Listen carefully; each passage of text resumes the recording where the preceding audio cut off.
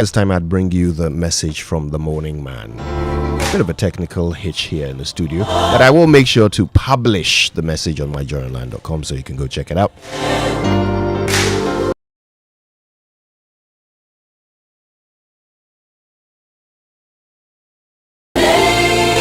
It's called Problem, No Problem.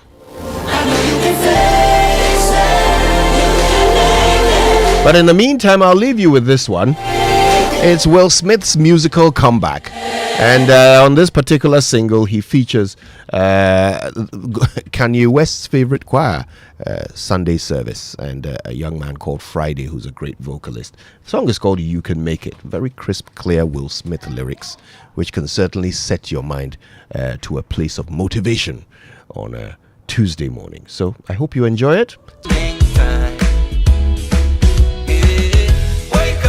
Wake up to the Super Morning Show. Yeah, wake up to joy in the morning.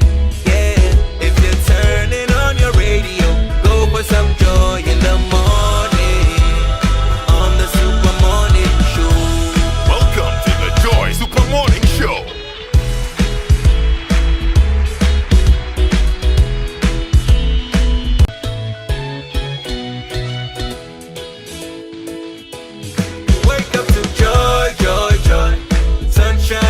In the morning time. Yeah. Wake up to the Super Morning Show. Yeah, wake up to joy in the morning. Yeah, if you're turning on your radio, go for some joy in the morning on the Super Morning Show. Welcome to the Joy Super Morning Show.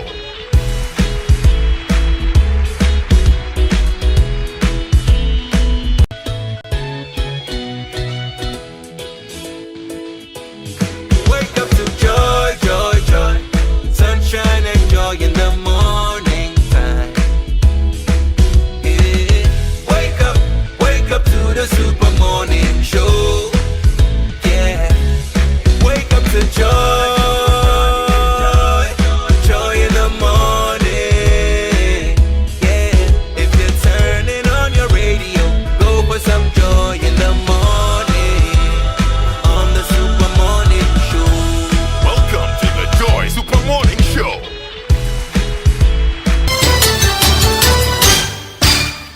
Hello, good morning and welcome to Joy News at 6. The news is live on Joy 99.7 FM, hits 103.9 FM in Accra. In Kumasi, we on Love 99.5 and all 16 regions of Ghana. You find us on myjoyonline.com, YouTube, X Spaces, and Facebook. Coming up this morning, the police officially request that the Speaker of Parliament releases the minority leader over the alleged assault of its officer during the Save the Judiciary demonstration. However, Mr. Afenyo-Markin insists he was a victim. Also coming up, government to introduce a citizen portal to enable the public report suspected violations of the newly introduced code of conduct for government appointees. From public apology to reprimand to suspension to resignation or ultimately termination. These sanctions are not cosmetic, they will be enforced. We have details as President Mahama warns that offenders will face punishment regardless of their position or status in business. World Bank warns commodity prices could drop by about 12%. We've got details on the Joy Business Report. And later, Vice President Nana Opoku-Agyeman in good health set to return soon as on doctor's orders. That's how government quells rumors amid her week-long absence. It is the doctors who will determine when somebody is free to leave their supervision. Once they do that, they may recommend a period of rest. Once that period is over, she will come back. These and more with me, Mami Esinyamiche Thompson. Stay for details.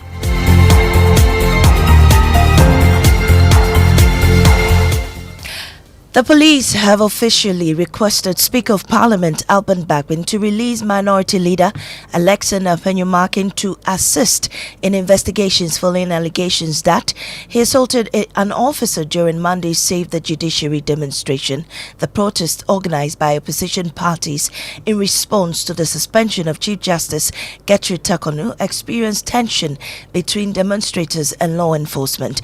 The police claim Mr. Penyumakin was involved in one such altercation and states that his cooperation is crucial to determining the facts. We'll hear from the police and Mr. Penyumakin shortly. First, a recap of the demonstration by Michael Ashale. We cannot allow John Mahama to politicize our democracy. After minutes of chaos and a struggle to squeeze through the single entrance, the protesters made their first stop at the judiciary where they submitted their petition. Let your conscience prick you so that you would also be the next to protest and do a sit-down strike. The protest then moved to Parliament, where the group was received by the Clerk of Parliament. His every gesture speaks to a sinister agenda to break the constitution and amend it and prolong his grip on power. The president is looking forward to using the judiciary for a third term. Finally, the protesters made their way to the Jubilee House, facing resistance in accessing the inner perimeter. We believe that what is happening is not good for us. This issue of you do me, I do you. There must be an end to retaliatory politics. But these remarks drew a sharp response from Deputy Chief of Staff Stan Dogbe. You referencing retaliatory politics is an admission that the 8 years of President Akufo-Addo and Mahama Bawumia were not the best. So the process that is ongoing is constitutional. For Joy News, Michael Ashale. Well, following videos of the altercation between Mr. Penyumakin and the police officer, the Speaker has been urged to release him for further investigation. My colleague Daryl Kwao has details of the police statements and joins me in studio with more. Daryl, what are the details? Well, the Ghana police says it has reviewed several video footages on the alleged assault on a police officer by Alex Penyumakin during the just ended demonstration. Following the review, the service has written to the Right Honourable Speaker of Parliament requesting the release of Mr. Penyumakin to assist ongoing investigations into the alleged incident. The officer in question will also be assisting with the investigation, Mamesi. Right. So, meanwhile, the Minority Leader Alexander Penyumakin has also been explaining what happened in a statement, and Daryl joins me once again with more on this. What exactly did Mr. Penyumakin say? So, according to him, what you see in the viral video is a moment of protest, not provocation. He says that as he approached the barricade at Parliament to submit the petition, a uniformed officer, Constable Forson, struck him forcefully on the chest near the heart without any provocation. He describes being dazed, breathless, and visibly shaken, needing support from colleagues and officers nearby. Well, that's quite serious. Did he offer any evidence or support for this account? Yes, he says that there were senior officers, party officials, even parliamentary staff who witnessed the incident. Mr. Penyumakin claims the officer was openly reprimanded by his superiors, but still acted defiantly, saying he didn't care who Mr. Penyumakin was. After the hit, the officer reportedly disappeared, sparking suspicion he was deliberately removed to avoid scrutiny. Right. Thank you so much, Daryl Kwao. Now, government is launching an online portal for citizens to report violations of a new code of conduct for public officials unveiled by President John Mahama at the Jubilee House yesterday. The code bans the purchase of state assets and the acceptance of gifts from interested parties, with penalties ranging from public apologies to dismissal. President Mahama warned his appointees that breaches will be met with consequences, including dismissals. Presidential Affairs correspondent Maxwell Obagba has more. In his speech, the president issued a strong warning that any appointee who fails to declare their assets by Wednesday, May 7, 2025, should consider themselves automatically dismissed.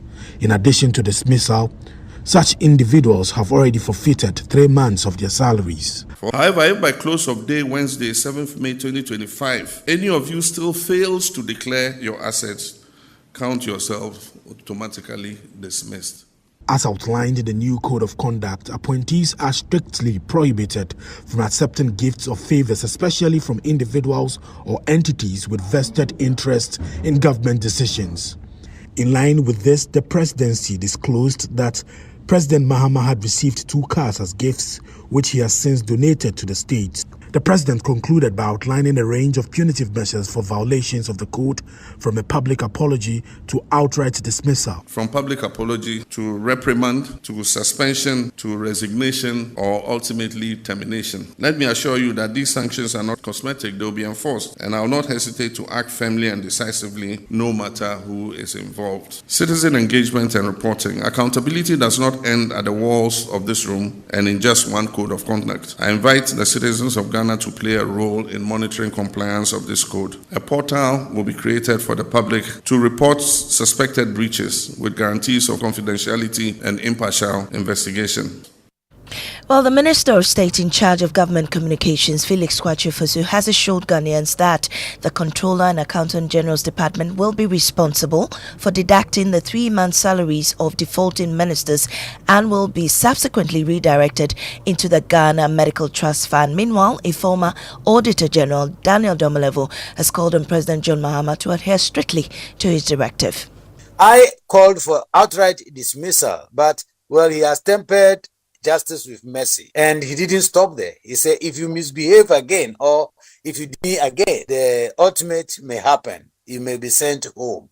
So I thumbs high or kudos to His Excellency the President. I think this is a good move.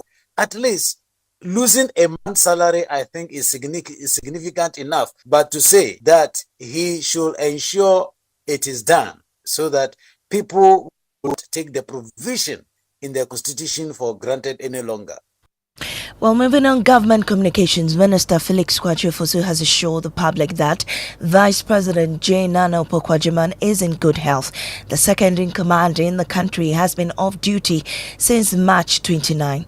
Despite assurances from the President that she's recuperating from ill health, concerns were mounting about her whereabouts after the 3 weeks reporting date passed. But Government Communications Minister says she is well and would return to work soon. She had been taken ill. She had sought treatment locally. Her doctors had advised that she get a second opinion. I have actually publicly stated that she is in the UK to seek further treatment, and that after the treatment she was resting and will be back soon. So I'm surprised to hear someone say that no update has been given, and therefore there should be further updates. The use of the word soon, I guess, is what the clarity is being sought. When you say soon, do we have a clear picture when exactly? Evans, it is the doctors who will determine when somebody is free to leave their supervision. Once they do that, they may recommend a period of rest. Once that period is over, she will come back. The President has said this publicly. And the Minister of State in charge of Government Communications, Felix Kwame, speaking to Evans Mensah on News 9, bringing us to the end of this morning's bulletin here on Joy 99.7 FM. I am Amisi Nyamicha Thompson. Up next is Business on the Super Morning Show.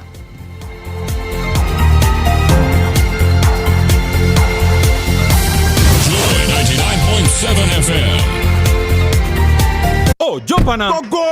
Google me. At what time will you come back where I don't hear the sound of your car? Why you buy new car? No, I don't change my car. It be the same ride. It be the fuel where I change. Way one shouts it. Ever since I started using the all-new Excellium Premium Fuel, fortified with 3-in-1 action. Oh, Joe, now my car they run like electric car. No, it's so. This is the type of fuel where they want to. Because now engine they cost. Where they want for way if I buy it, it go protect my engine. And with the small way I buy, I go drive, sir. Absolutely. It's like strapping a turbocharger to your engine and giving it a protector. And what they bust my mind safe be the 3-in-1 action, no? Excellium they prevent up to 99% of deposit. It be anti-wear, some be anti-corrosion. Won't pay when I open there. Hey, so where can I find this magical fuel? Just head over to any Total Energy service station and your car will thank you. Hey, then make a finish my gobe fast, then rush go Total Energies. My friend, but why your hand my gobe inside? I give you info. Make a feel the gobe too small. Go. Joe Pana. Excellium is designed to protect your car engine, decrease fuel consumption, and lower CO2 emissions. Don't say fuel, say Excellium. Choose Excellium, choose quality. See, your rich auntie gets more from Absa. Your childhood friend gets more from Absa. Your favorite uncle gets more from Absa. Your roommate's cry gets more from Absa. Digital solutions get more from Absa. Rewards be bring get more from Absa. 5-star treatment get more from Absa. Preferential rate get more from Absa. Hey, easy banking and no ane Absa. Instant loans and no ane Absa. Bank papa party and no ane Absa. FTK account and get more from Absa. Yes, join thousands of Absa customers enjoying priority treatment, preferential rates, amazing rewards, and seamless digital solutions to help you write the next big chapter of your story. Sign up for an Absa account today and get more. Your story matters. Absa. Reliable, check. Comfort, check. Strong, check. Tough, check. Tried and tested, check. Affordable, check. Comes in so many colors and sizes, check. Suitable for domestic and industrial use, check. Choose quality, choose Syntex Tank. Available nationwide and comes with 7-year warranty. And remember, Syntex Tank is a caring brand too. Syntex Tank, a strong, a tough.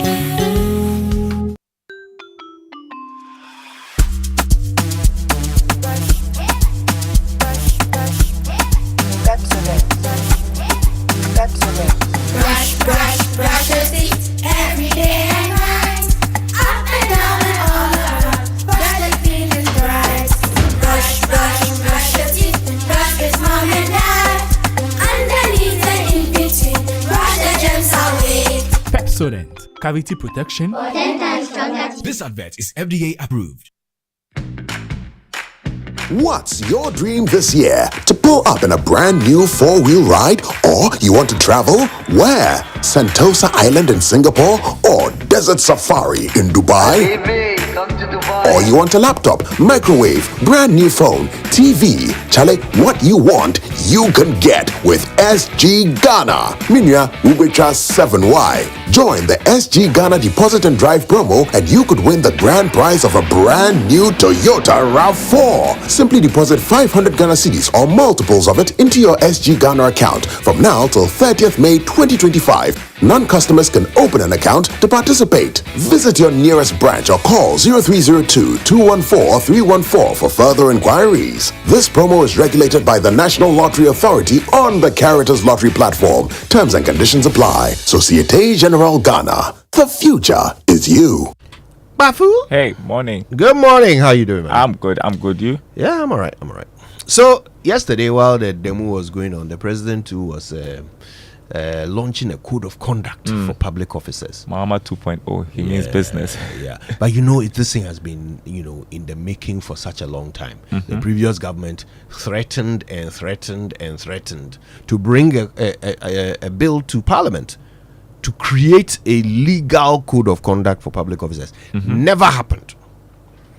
Well, John Mahama has created a code of conduct. He hasn't brought it to Parliament yet, but he says he intends to implement it by executive power. I want you to listen to this. Prohibition on purchasing state assets. No political appointee under this administration is permitted to purchase state assets, whether land, vehicles, shares, or buildings, directly or indirectly. If you attempt to do so and you are found out, your appointment will be terminated. We are here to protect the national interest, not to help ourselves to the national purse. Tough talking, right? Yeah, that's tough. I hope they implement it. I hope they're able to. Well, they have to. They have to. I mean, and I hope they don't stop there. If they really mean business, I hope that we finally see a bill in Parliament so that beyond this presidency, we can still rely on public officers to do the right thing, right? But this is good signaling, very good signaling from the president. There's some things I wish he had added. There are some things I haven't read the full document. I haven't read the full document, but I think that in Ghana, the one part of corruption that is very difficult for our minds to even identify as corruption is conflict of interest. Okay. I think that even culturally, we find it very difficult to recognize what a conflict of interest is and why it is bad for governance. Okay, the idea that you can get a personal advantage, a private advantage through your public office, right? Yeah. It doesn't quite compute for us because as far as we are concerned, public office is a reward. So how do you enjoy a reward without rewarding yourself? Yeah. You see? So it makes it difficult for us to even recognize, like, you can't drive your office car to a funeral. No, we don't get it. Why can't I drive my office car to a funeral? Pa, you've given me V8. I'm a minister. You have given me V8. You say I'm going to a funeral. I can't take it with me. Well, the vehicle is supposed to be for official purposes, right? So yeah, but no, you've been given a V8 for official purposes. Yeah, it wasn't given to you for private purposes. Yeah, it's not because of your handsomeness that you were given the V8. It's because of your job. How do we deal with that? And going to funeral is not part of your job. That's true. But I have the vehicle. It's in my house. Yeah, exactly. you see why it's confusing. That's for me. That's what I want to see in a code of conduct. Some clearly defined, so that we all understand. Because the president has said that, look, we like to give gifts. It's part of our culture. We like to give gifts, but it messes around with good governance. Yeah. So he's banned it. And imagine who is paying for the fuel to the funeral as well. Precisely. Yeah. So he's banned giving gifts. So not because something is part of our culture, then by force we must do it. No. President has shown that there are some things that may be culturally acceptable, but should not be acceptable in governance. Right? So he's obviously able to make that clear, decisive move. And I want to see that with conflict of interest. Yeah. That one there we need it because we don't get it. We don't understand. We don't get it. And if we get that, it will be a cure for many, many, many little corruption issues that go on. It'll be interesting how we monitor that though. What? Assuming somebody was going to a funeral with a government vehicle. But it's obvious. We have to It's track a funeral. them somewhere. It's a funeral. We will see you arriving. You will come with motorcade and all. The ones we don't see. The one you don't see there, that one. That's you. If we don't see, then you are getting away with it. Well, but we don't want them to get away with it. Yeah, we want to make it clear. Conflict of interest is a cancer. It needs to be cut out. But anyway, good start, right? Good start. I have an idea who we will be trumpeting this morning. Yes, I think it's obvious today. All right, 6 a.m. news was brought to us by Total Energies. Total, we go the extra mile for you. Absa Bank Ghana Limited, your story matters. And Millennium Insurance, your trustworthy partner. All right, now, Joy Business Report and the trumpets come your way thanks to Omnibisic Bank, not just another bank. By the way, I have some news for you about trumpets. Okay. Yeah, I'll tell you off air. Safari Valley Resort, bringing you closer to nature, and MNC Properties, a member of MNC Group. MNC Properties, choice of class. So, all right, for the president and his code of conduct, Mahama and his code of conduct, trumpets.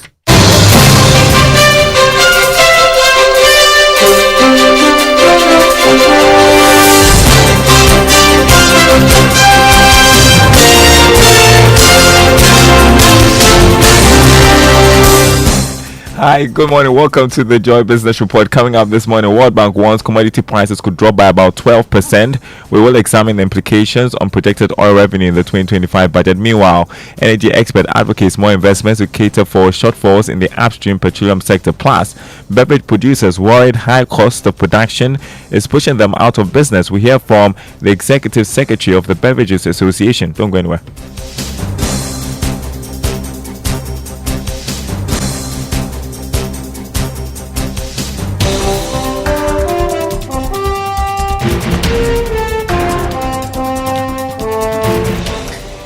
Thanks for joining us, everyone. Hello to our friends listening from Kofi Radio and KT Radio. The World Bank has cautioned that commodity prices are set to fall sharply this year by about 12%. The bank attributes this to weakening global economic growth. This could have some implication for government's projected revenue from the export of oil and gold in 2025. In the 2025 budget, the following report has more. In the 2025 budget, government is projecting over $1 billion in revenue from crude oil exports based on a benchmark price of $74 per barrel. Already, the World Bank is warning that prices are expected to fall to about $64 a barrel this year. According to the World Bank, oil prices are also expected to exert substantial downward pressure on the total commodity index in 2025 as a marked slowdown in global oil consumption coincides with expanding supply. It said the anticipated commodity price softening will be broad-based. However, with more than half of the commodities in the forecast set to decrease this year, many by more than 10%. The situation, the Bretton Woods institution warned, could have knock-on consequences for economic activity and inflation for developing countries like Ghana. The World Bank in its Commodity Market Outlook report also pointed out that there are important upside risks to commodity prices. For instance, if geopolitical tensions worsen, threatening oil and gas supplies, or if extreme weather events lead to agricultural and energy price spikes. Meanwhile, Executive Director of the Center for Environmental Management and Sustainable Energy, Benjamin Insia, is urging government to engage in reforms to attract the necessary investments in the country's upstream sector. This follows projection that revenue from crude oil could decline due to the impact of international prices. Speaking to Joy Business, Mr. Insia noted that more investment in the sector could cater to such shortfalls. In future, we need to have the necessary investment in the sector to boost production, or maybe begin to review our upstream sector to attract the necessary investment. I think the last time the discussion has been that some of our arrangements or agreements or contracts within the upstream is not the best, so it doesn't attract the necessary investment in this particular sector. We need to reform the upstream to ensure that the diversion of investment from Ghana to Guyana and other countries within the sub-region is redirected back to Ghana. That is what we can do. But for the 2025 year, I don't think that we'll be able to meet our revenue target, and there's nothing much we'll be able to do. Executive Director of the Center for Environmental Management and Sustainable Energy, Benjamin Insia. While still upstream related, the Petroleum Commission has underscored the importance of enhancing the legal capacity of local upstream companies to effectively manage complex international contractual agreements. Speaking at a sector forum, Chief Executive Amoah Castle said that the Commission is committed to supporting indigenous firms through the transfer of various technologies within the oil and gas sector.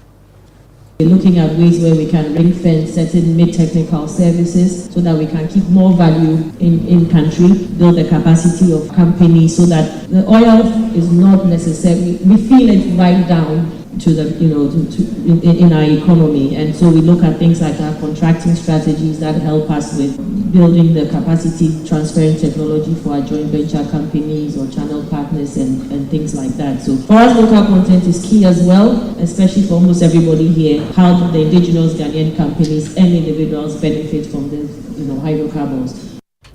Amoah Castle there, Chief Executive of the Petroleum Commission. Turning to other news, the Food and Beverages Association of Ghana is making a case for government to intervene in bringing down the cost of production for local producers.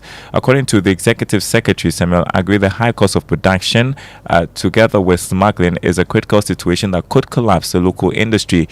He told Joy Business that if government doesn't intervene, members will be forced to move out of the Ghanaian market. We thank FDA for being very vigilant in checking on all these things, and especially the tax stamp that has also come in to ensure that product that comes in from other areas do not enter the market the way it's supposed to be. But the most critical thing that we need to look at is how the production cost is hurting the local industry. That is what is giving way for other people to produce and bring it into this country. So if we're able to curb and ensure that the smuggling is reduced, then of course the cost of production also goes down. Then the local industry will have a field day also to produce to the satisfaction of the Ghanaian consumer. Samuel Agri, Executive Secretary of the Food and Beverages Association of Ghana. Now, Head of Trading at Republic Securities, Patrick Edemagama, is calling on the Monetary Policy Committee of the Bank of Ghana to reassess its inflation targeting framework. According to him, this is necessary to drive investor confidence.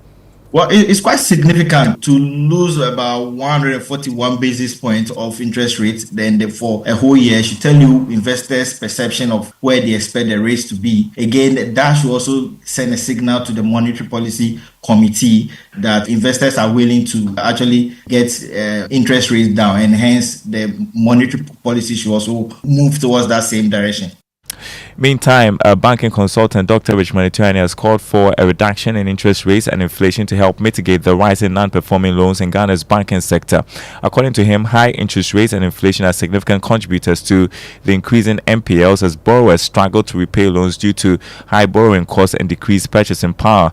Speaking to Joy Business, Mr. Ituani emphasized that lowering interest rates would reduce the cost of borrowing, making it easier for individuals and businesses to repay their loans. The interest rate, as the speech is saying, I think we have one of the highest interest rate in Even Nigeria has a lower interest rate. And because of the microeconomic challenges, higher inflation, unstable cedi, and then high fiscal deficit, we haven't been able to bring inflation as low as possible, and they also stabilize the currency. It is only the last 6 months that you see that the cedi seems to be stabilizing. Apart from that, you could see the cedi jumping 17 to $1, and then it hovers 16, but this time it's coming the other way, appreciating. So if we can get inflation down, and I've always said it, anywhere I go, I say until we get the inflation down to a reasonable, because other than that, we're not going to improve the financial banking sector at all. Also reacting to a Fifth Solutions report on the vulnerability of Ghana's banking sector, research lead at GCB Bank PLC, Courage Boateng, called on banks that have not yet met their regulatory minimum to build capital buffers to enable them to take on more risk. According to him, this is what banks must prioritize now to ensure financial stability. Well, the regulatory minimum, as we know it before, the forbearance was 13%, and so at 14%, it means the industry overall is ahead of the regulatory requirement. You'd need a bit of buffer to be able to take more risk, and that is what banks must build now. Currently, as we speak, the minimum is 10% because the forbearance is still in place until end of year. So if you look at it versus the 10%, then probably banks are ahead. But we know that the correct place should have been 13%. A number of banks, I must say, already ahead of that. There are still a few banks, mostly the state-owned banks, who are beneath that and need some extraordinary interventions. There are institutions that need support. There are institutions that are still struggling. But a good number of the banks, the private ones and then the big names you see around, most of them have crossed that mark and are comfortable with capital adequacy ratio. Research lead at GCB Bank PLC, Courage Boateng there. Now turning to Investor Eye, cybersecurity expert and chief executive of Global Secure Solutions, Adam Glyman, cautions mobile money users to stay sharp as he shares how some scammers use search engine optimizations to trick consumers.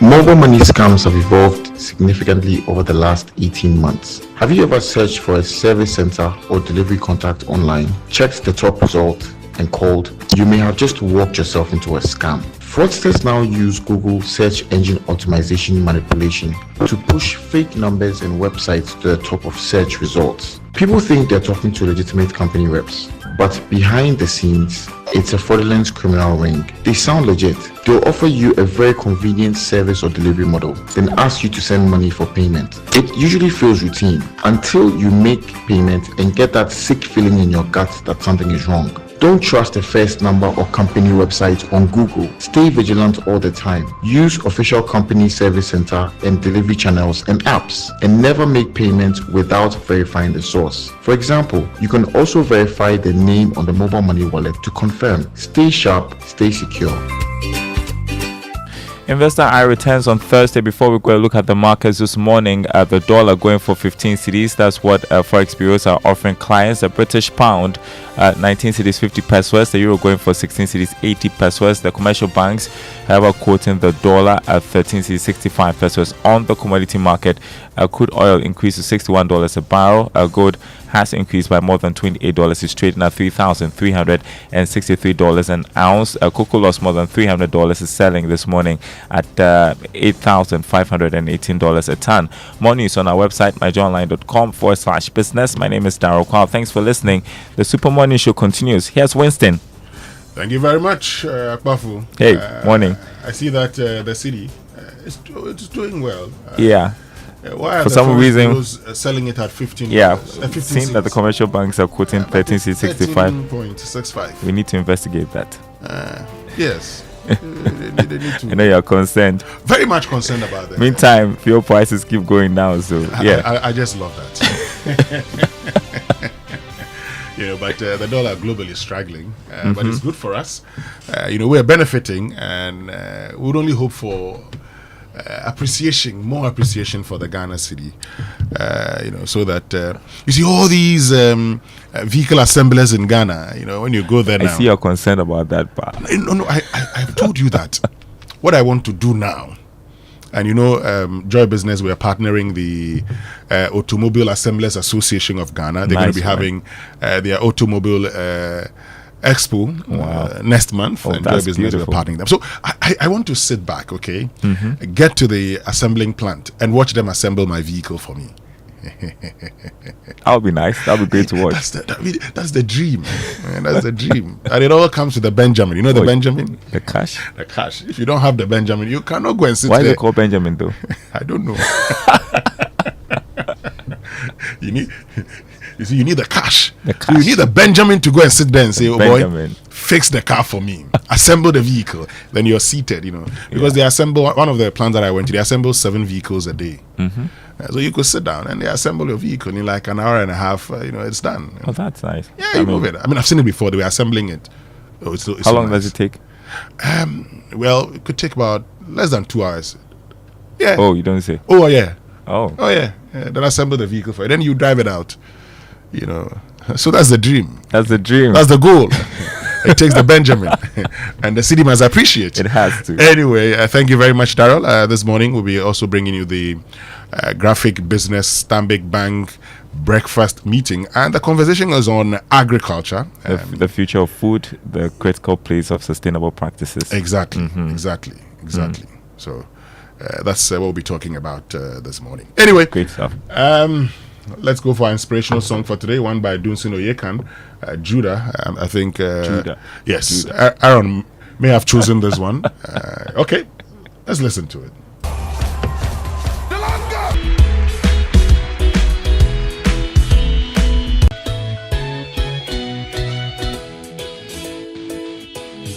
Wake up to joy, joy, joy, sunshine and joy in the morning time.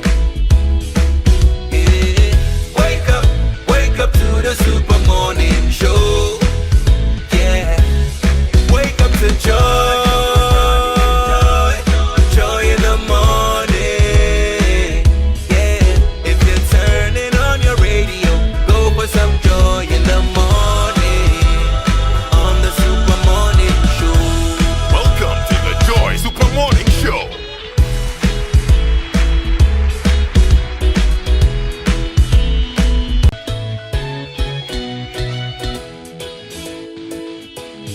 Wake up to joy, joy, joy, sunshine and joy in the morning time. Yeah. Wake up to the super morning show. Yeah, wake up to joy, joy in the morning.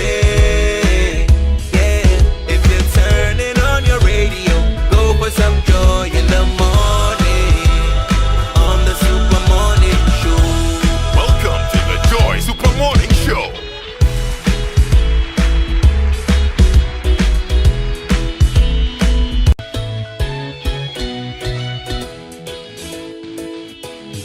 Wake up to joy, joy, joy, sunshine and joy in the morning time.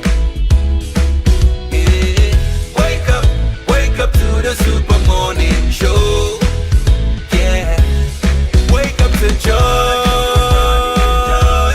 joy in the morning. Yeah, if you're turning on your radio, go for some joy in the morning on the super morning show. Welcome to the Joy Super Morning Show.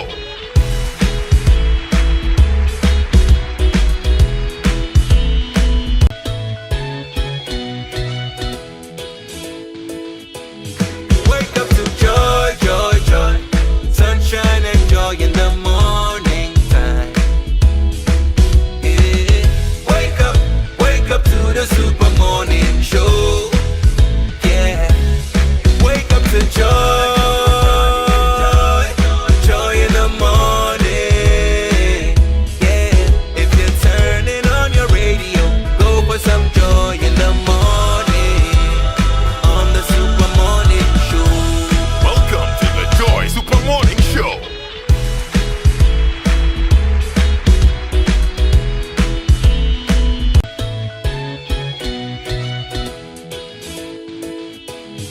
Wake up to joy, joy, joy, sunshine and joy in the morning time.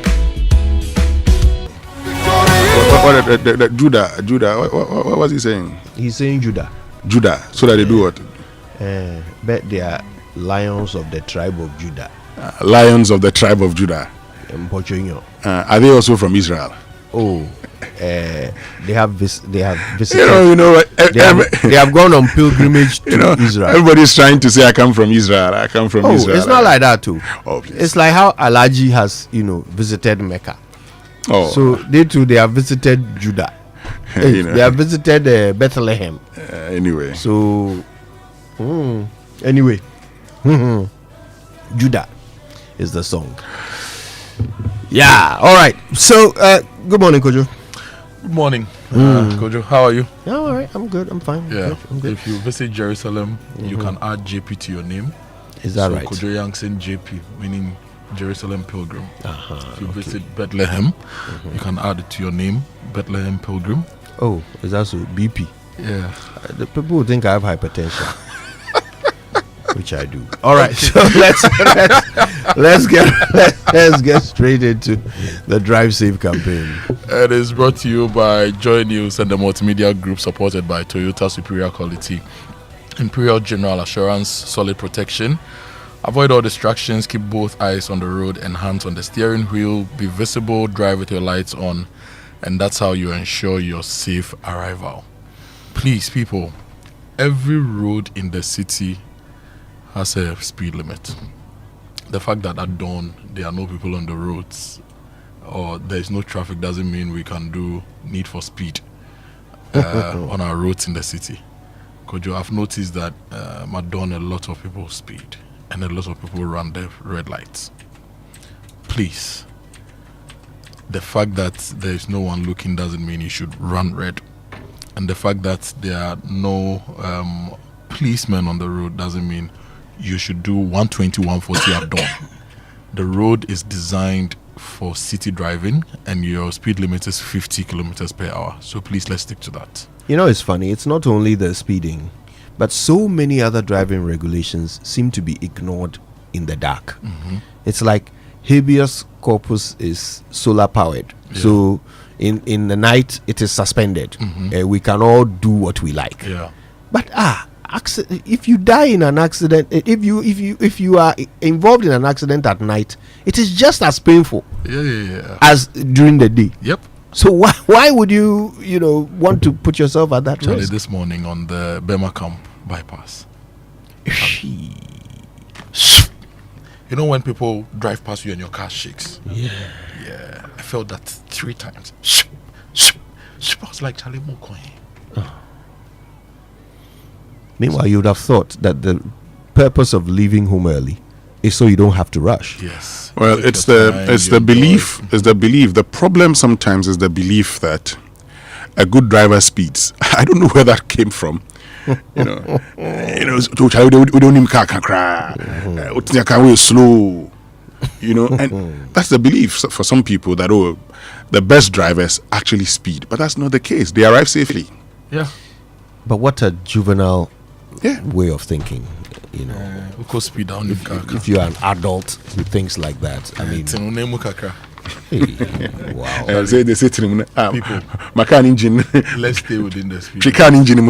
Imagine. There was this guy who used to drive me, and I like to speed in the city. And I'll tell him, Charlie, slow down. So one day I was traveling with him to OT, and on the highway nobody drives me. I want to put my fate in my own hands. So he sits in the car. We go to that Sukuma Junction stretch to Preverage. That road is nice. And I showed him 170. It was. I say, we can all speed, but it's not necessary to do that. Let me state here that this is not an admission of guilt on the part of Kojo. On that note, I showed him something small.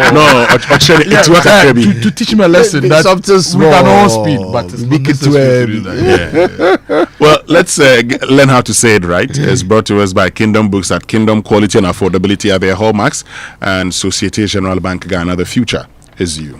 Something must be done.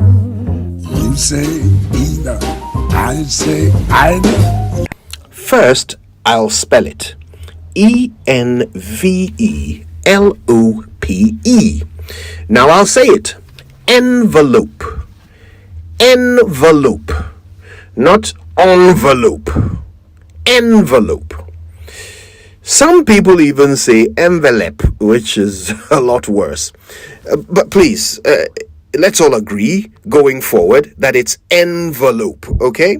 The word starts with an E, not an O, and I've always wondered where that weird pronunciation I keep hearing comes from. Perhaps it is because envelope comes from the French word enveloppe, which means a wrapper or enclosing cover. Now, it's important to note that envelope is a noun, but there is also the verb envelope, which is spelt E-N-V-E-L-O-P, which means to wrap or completely surround. Either way, it is never pronounced with an O sound at the beginning. It is always an E. So it's settled, right? Envelope, not envelope, and certainly not envelope.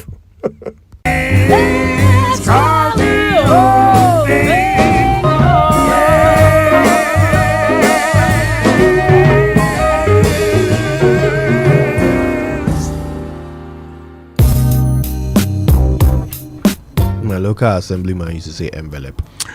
Yeah, put it in an envelope. Yeah, sometimes when you are, you hear the French and then you try to be French when it's not really the case. This whole challenge with the borrowing of words, but many of us today have said that if you borrow a word from another language, it doesn't necessarily mean some words are not pronounced the same way as they're pronounced in their in their mother language. Indeed. And so that's one of them, and that's how come today people have found ways of saying stadiums and not stadia. Stadia, because we are not speaking Latin anymore. No. I mean, there's been a huge debate until it says, look, you can actually say stadiums, because this whole thing about stadia. Stadia. Yeah. Primary school, singular and plural. Odium. My friend Bachi says, Odia. Odium is a town. You can also Charlie says stadium, stadia, odium, Odia. Yeah, there's a source of.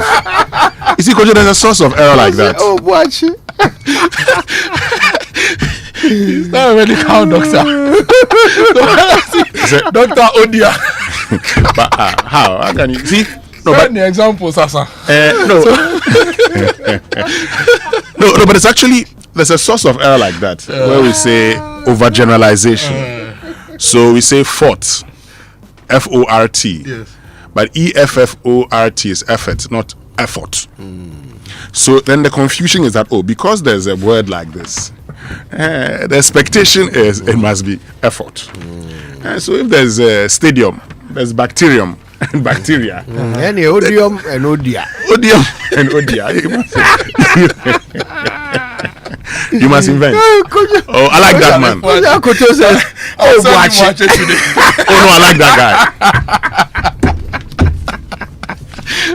Why you want to name a shame? On a Tuesday morning. I'll send you watching. Anyway, let's get into the papers. Let's get into the news review. It's brought to you by Syntex Tank and your strong air top, Access Bank, More Than Banking, and Kel Charcoal Toothpaste. Happy smile. Kojo, I need to say good morning to a special lady. Hey. Yes. And I'll explain. Paulina Adum-Yeboah, I met her husband, Robert Adum-Yeboah, on Saturday at the funeral of the late S.N. Dakwa. Right. And she loves the Super Morning Show. Oh. I was actually shocked when the husband told me that when you lost your father, my wife told me, Nakashi Winston, that something has changed about him. And she didn't feel this was the usual Winston. And to share, And the man tells me that, you see, those of us who listen to you, we actually invest so much into the show that we can even tell when you are all right and not all right. That's so true. Good morning to you, Paulina Adum-Yeboah. It's glad to know. I haven't met you before, but it's glad to know that you love the Super Morning Show. Do have a lovely day. Kojo, let's get into the for that special lady there, I approve. See, when I said special lady, I know well what Kojo was thinking about. But Mr. Aye, I sang that will say. Anyway, let us proceed. We start with the Ghanaian Times, maybe, or you want to do the final? No. Start with the Times. The Ghanaian Times talks about asset declaration. President to dismiss non-compliant appointees. Launches code of conduct. Coalition of political parties demo. Demands reversal of CJ suspension. And back page says make hand hygiene daily lifestyle. That's according to Health Minister Kwabena Minta Akando. Also on the back page, 84-unit residential complex for GIS inaugurated in Accra. If we go to the new finder, we must relook IMF bailout. This is Professor Assuming speaking. And no need for panic over T-bill under subscription. This story is also in the finder. And Mahama bans appointees from acquiring state assets under new ethics code. Now, there's one in the Daily Graphic that I'd love to start with. The fact that Ghana throws away 762.3 billion annually in food waste. Pardon? Okay, I know you want the details. Relax, I'll share them with you. But let me just share a bit of this with you, okay? Now, we're told that Ghana wastes 3.2 million metric tons of food, equivalent to 762 billion annually, higher than the global average. Now, the 3.2 million metric tons. Yeah. What, a day? Annually. Annually. Every year. Every year. Now, the country's per capita food waste in 2024 was 84 kilograms, higher than the global average of 74 kilograms, according to the United Nations Environment Program. Now, the food waste comprises 66% of fruits and vegetables, 40% of root crops, 21% of grains, and this was made known at a lecture to mark this year's World Earth Day or month, organized by the Communications Initiative for Change.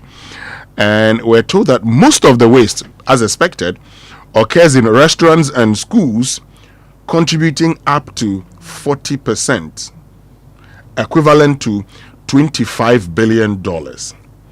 And a lot of it also at the farm gate post-harvest losses and the transit to the markets. In the Ashanti region, it is estimated that 320 metric tons of edible food is wasted annually by just 120 restaurants with a monetary loss of over $2 million. Wow. Wait, so you said every year we waste about 3.2 million metric tons of food. Yes. Look, I want you to picture what 3.2 million metric tons of food would look like. So a Boeing 747 aircraft weighs almost 400 metric tons, about 397 metric tons. So essentially, we are wasting about 8,000 Boeing 747s full of food every year. If we use a tipper truck as an example and assume your average 2-axle or whatever tipper truck can take 20 metric tons, you are looking at 160,000 tipper trucks. Jesus Christ. Yeah.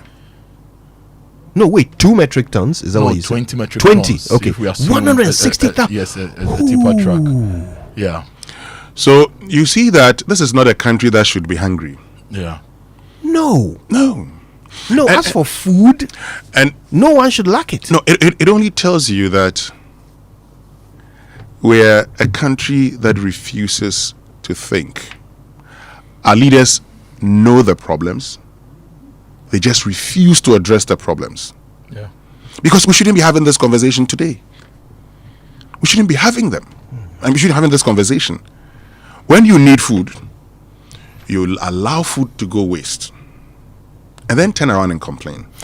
What was the headline again? The money, the monetary value. 762 billion. Now, mind you, your total economy is 1.17 trillion. And we are throwing away 70% of that. That is the value of your economy. We are throwing away 70% of the value of our economy in food. So it doesn't get to add up anyway because you don't see it. Kojo, we'll come back to this. We'll come back. I mean, a lot of it is not it's unaccounted for, and that's why we're talking about it today. But failure to meet asset declaration deadline. Government appointees lose 3 months' salary. Non-compliance by May 7 results in dismissal. I'm sure you know that story. It's been trending since yesterday. What do you guys think of that? Or shall we come back to the... We'll come back to it later. Protesters want CJ's suspension reversed. There's also on the front page, back page, government dissatisfied with food suppliers by second cycle school heads. And ECG sets up mobile substation at Chado to improve power supply. The Economic Times, Fitch World Bank revised Ghana's growth forecasts. Atlantic Lithium and GOG in renegotiation of mining lease terms. And government has no intention to extend IMF program, commits to private sector growth. These are the stories on the front page of the Economic Times. So Winston. Yeah, but I mean, I like to start from the back page of the Daily Graphic because the Minister of Education, Haruna Idrisu, has warned that he may be forced to revoke the power to purchase food supplies for senior high schools from the hands of the management of schools if the quality of food and supply schedule do not improve. Yeah. He said even though he had implemented the NDC's manifesto promise to put senior high school heads in charge of food purchase arrangements, the quality of food being supplied by some heads of second cycle schools, as well as the supply schedule of those foodstuffs, was not encouraging. He said this at the inauguration of the Governing Council of the GES in Accra last Friday. And he said, I expect the internal audit together with the national will strengthen the policing of food, and once in a while the Director General of the GES, that's Professor Avoke, can go to an unannounced visit to the schools at a time that they are having the meals to appreciate the food that is being served. Let me stay on food-related issues. Caterers appeal to President Mahama over terminated school feeding contracts. That's page 5 of the New Finder. The story says the Ghana School Feeding Caterers Association has issued a passionate appeal to President John Mahama, urging him to intervene in the recent early termination of their contracts. The association says the abrupt cancellations not only contradict campaign assurances made by the president, but also threaten the livelihoods of hundreds of caterers across the country. On termination of contracts, I've been told that staff of UGMC who are on contracts, temporary contracts and all those things, they've been asked to go home because the facility cannot pay them. Oh. Is it true, UGMC, that you are asking people to go home? And what were the arrangements you had with them, and what arrangements do you have in bringing them back? Because these people, looking at the way things are run, are still needed to take care of patients. So what are you doing about that? And on health, Upper West nurses threaten legal action over delayed housing projects. They are threatening to take legal action against the Ghana Registered Nurses and Midwives Association and a real estate company over significant delays in a housing project that was launched in December 2020. They are saying they've made payments and they are not seeing progress. Oh, so they have actually made payments? Yes. The story says the project, which was intended to provide land and housing opportunities for nurses and midwives in the region, has faced prolonged delays, leaving many members frustrated. According to aggrieved health professionals, payments were made between 2020 and 2021, yet they have not received any lease agreements or official documentation confirming ownership or allocation of land. So they are threatening to sue their mother association, of course, real estate company. Yeah, because you don't go and take somebody's money with a promise of delivering and fail, and then you fail. Or you have to pay. And you know, Winston, talking about housing, we've spent money on Saglemi. Still Saglemi. We've spent money on a lot of things. What is this government's approach to housing? Some of the stalled projects and some of the existing ones. Because look, if you look at something like Saglemi, the average cost per unit is more than the commercial property that is being sold in Canton. Exactly. I mean, the average cost is if you do the math, $200 million, and we're able to construct some 1,462 over $100,000. Yeah. I mean, who's going to buy a flat at Saglemi for more than $100,000? And how can the state construct that? I to be very honest with you, I think that a lot of that Saglemi housing project is not value for money. To be very honest with you, right from the get-go, that is not value for money. so you don't need to even get into it. But how is it that the state would construct these buildings at a price higher than even what real estate would do? Yeah. Real estate companies that are profit making. Yes. But that's what the state does. And we took a loan, for something like Saglemi, we took a loan for that, right? Yes, that is what this state does, right? It takes ventures that actually ought to be profitable, right? And wastes so much money on it that it becomes a loss. Yeah. And it is unconscionable for a poor country to do that. And it's also sad that when we raise some of these issues, at a point there was even a value for money audit organized conference organized to look at some of these things, and they still lie abandoned. The vice president's residence, for example. Look, that's always the problem. And so I sincerely do not look. I think that the state should stay away from some of these things. Yes. Because the state has that penchant of inflating prices. Stay away. Stay away.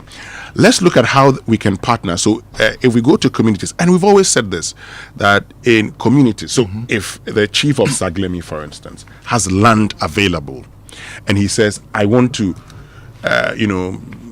enable real estate in my area. Yeah. So if you're coming here, because when people come to live around, the people of Saglemi may have to provide services. Yeah. It will lead to a boost in the local economy. So why don't you come here?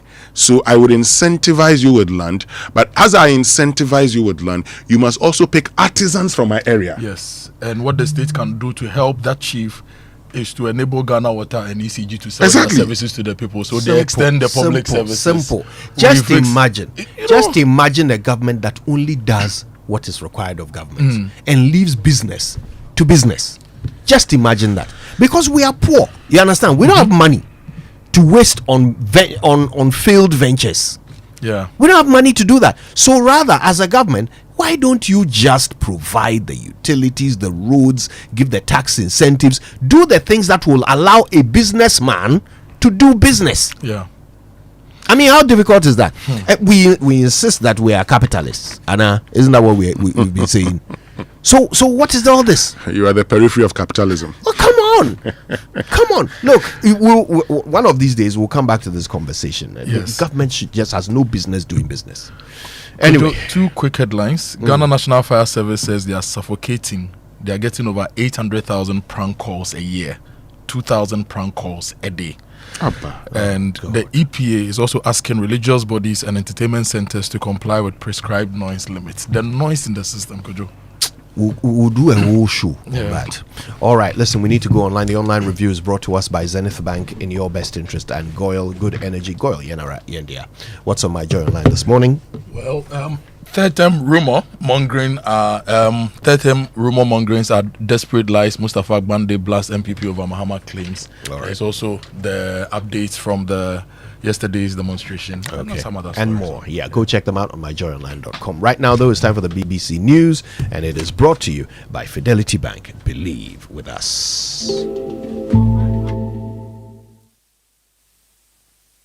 Business Daily is in 30 minutes. Today we're looking at the housing crisis in Spain, which has been driven by spiralling rental costs in recent years.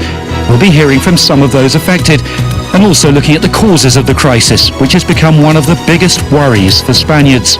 This is the BBC World Service, the world's radio station.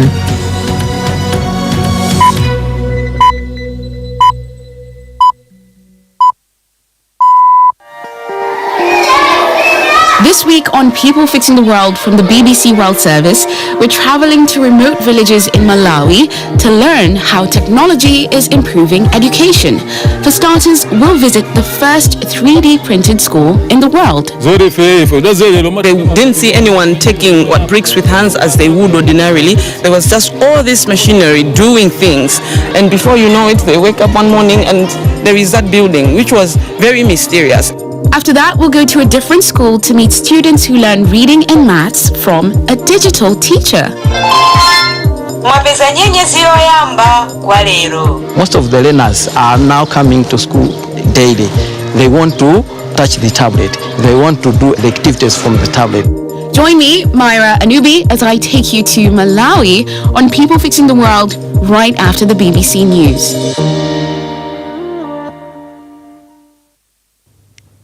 Hello, I'm I'm Govinda Gill with the BBC News.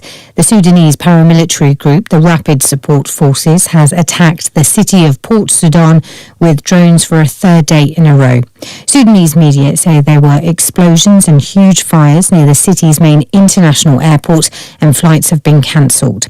The Red Sea port has not been attacked during the civil war and has become the base for Sudan's military government and the main centre for humanitarian support. A journalist in Port Sudan, Christina Kera, said this made the situation there particularly critical. Here, it's frightening because everybody is here. I'm staying in a neighborhood. There's the UN, there's UNICEF. All the humanitarian organizations are based in Port Sudan. All the help is being coordinated from here. And if that's cut off, that means that the humanitarian situation, which is already so horrible, will even get much worse. It's really a nightmare. The German parliament is beginning the process of electing a new chancellor, with Conservative CDU party leader Friedrich Merz expected to win the vote. Jessica Parker reports. 69-year-old Friedrich Merz has long held ambitions to be Germany's chancellor. Today, he gets his chance. There'll be a vote in Parliament and, if all goes according to plan, the taking of an oath. Mr Merz has said there's a historic duty to lead this coalition of the centre-right and centre-left to success. But snapping at his heels is Alternative for Deutschland. Last week, the AfD was officially classified as right-wing extremist by domestic intelligence. The party claims the move is politically motivated. Drone attacks by Ukraine forced the Russian authorities to close all 4 of Moscow's airports for several hours overnight. This second night of closures comes just days before foreign leaders are due to arrive in Moscow for a Second World War anniversary parade. A senior Hamas official has said the Palestinian group is no longer interested in ceasefire talks with Israel and urged the international community to stop Israel's hunger war on Gaza. Basim Naim was speaking to the BBC after Israel said that it would expand its military operation in Gaza and occupy the territory indefinitely. Yolande Nell is in Jerusalem. He has said that there is no point in negotiations at the moment on a ceasefire, accusing Israel of carrying out a policy of starvation, a starvation war in Gaza. This a reference to the fact that it's now been more than 2 months with no supplies going into Gaza at all. We're getting more and more reports each day of acute malnutrition among children, of mass starvation among people in Gaza. Britain, France and the UN have criticised Israel's new plans. In March, Israel rejected an ongoing ceasefire with Hamas, saying a return to fighting would enable the release of hostages. World News from the BBC.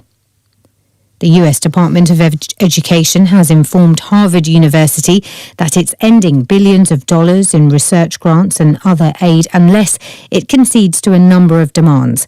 The Trump administration has accused the university of permitting anti-Semitism on its campuses during pro-Palestinian protests. It also wants the Harvard to stop its diversity programs. Harvard has previously rejected the government's demands, saying they were an attack on free speech and academic freedom. The Canadian Prime Minister Mark Carney is in Washington ahead of a planned meeting with President Trump. Mr. Trump told reporters at the White House that he wondered what Mr. Carney wanted to see him about. Yasser Naqvi, an MP-elect for Mr. Carney's ruling Liberal Party, said it was an opportunity to reset relations. We've got the longest undefended border anywhere in the world, and we have a very successful economic and trading relationship. All of that is being put into jeopardy by President Trump, and the meeting between Prime Minister Carney and the president is extremely important to hopefully reorient their relationship and put it back on a steady path. The British government is planning to restrict visa applications from nationalities thought most likely to overstay and claim asylum. Under the proposal, people from countries like Pakistan, Nigeria and Sri Lanka could find it more difficult to come to the UK to work or study. Critics have argued the plans could be discriminatory and subject to legal challenges. New Zealand's Prime Minister has proposed banning social media access for children under 16 years old. Christopher Luxon said a bill being introduced by his National Party was intended to protect young people from online bullying, inappropriate content and social media addiction. The draft law would force tech companies to verify that users were at least 16 or face heavy fines. BBC News.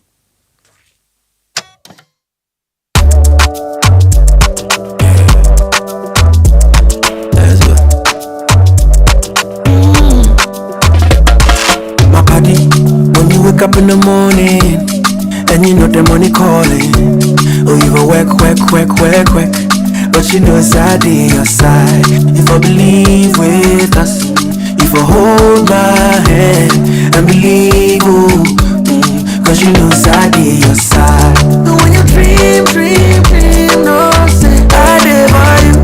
And when you hustle every day, anywhere I go, anything you do, I live for you. Anywhere, if I believe I live your side, fidelity. If I believe with us, fidelity. If I know I live your side, fidelity. Joy 99.7 FM. Mom, please can I have some milk in my Milo? Have you tasted it? No. But I didn't see you add milk. Hey, taste it before you ask me any question. Hey, milk na chum say. This is Milo all in one. Milo pampa, cocoa, malt, milk and show, everything is inside. Milo All-in-One already comes with more milk. Just mix with water and taste the nourishing goodness of quality cocoa, malt, and more milk all in one sachet. Milo, the energy to go further. This advert is FDA approved. For decades, we have helped businesses connect with their trade partners all over the globe. From Ghana to Burkina Faso, Côte d'Ivoire, Benin, Togo, Senegal, China, Morocco, France, Netherlands, and many other countries. We have made it possible to bring Ghana to the world. We have brought small and medium businesses closer to their customers across the regions in Ghana with our SME support facilities. We have brought relief and smiles to the faces of families with our employee personal loans. With our cutting-edge technology and digital support, we take the burden of complex thinking off you, making life simple. That is who we are, as close as a partner. Bank of Africa. We are indeed the African bank with the global reach. Paying or getting paid? Koba day for you. Driver, I don't have cash on you. Oh, madam, you can pay through Koba. Oh, you use Koba too? That makes it easy. Receive payment from your customers and make bulk payment in just a few clicks. Madam, I received the money. Hello, Coffee. Mom, you still haven't sent me the airtime, and the house internet is finished. My game. I'm sorry, darling. Doing that right away. With Koba, you can send airtime to your friends and family and load data for some great entertainment. Madam, here are the foodstuff. Thank you. You can use the short code *365# or the Koba mobile app to make your payment. Get a designated short code today and start receiving payment with real-time visibility into all your payments with Koba. Pay your suppliers and staff in just a few clicks. For more information, call 0200-404010. Koba there, you click pew and you hear pew pew. Transaction done. Koba, our lives simplified. If you have 250 Ghana cedis right now, it can do wonders for you. Chairman, Beverage, it could turn your tears into joy in the Access Bank Fakitwa Beji Kesiye promo. Madam, Beverage, it could get you up to 50,000 Ghana cedis cash prize. Business owner, Beverage, as a student, make transactions with your Access Bank card, and that could get you Spotify and Netflix subscriptions, PS5, iPhone 16 Pro Max, and more. This be out of class senso. Beverage, you see what 250 Ghana cedis can do for you? And Gasakra. Beverage, it's the Access Bank Fakitwa Beji Kesiye promo. Deposit a minimum of 250 Ghana cedis and its multiples in your new or existing account and be on your way to winning a share of the 580,000 Ghana cedis in cash prizes and other amazing rewards. The more you deposit, the more your chances of winning. Promo runs from now to September 2025. This promo is in partnership with NLA on the Caritas Lottery platform. Terms and conditions apply. Access Bank, more than banking. Wake up, good morning. Good morning. It's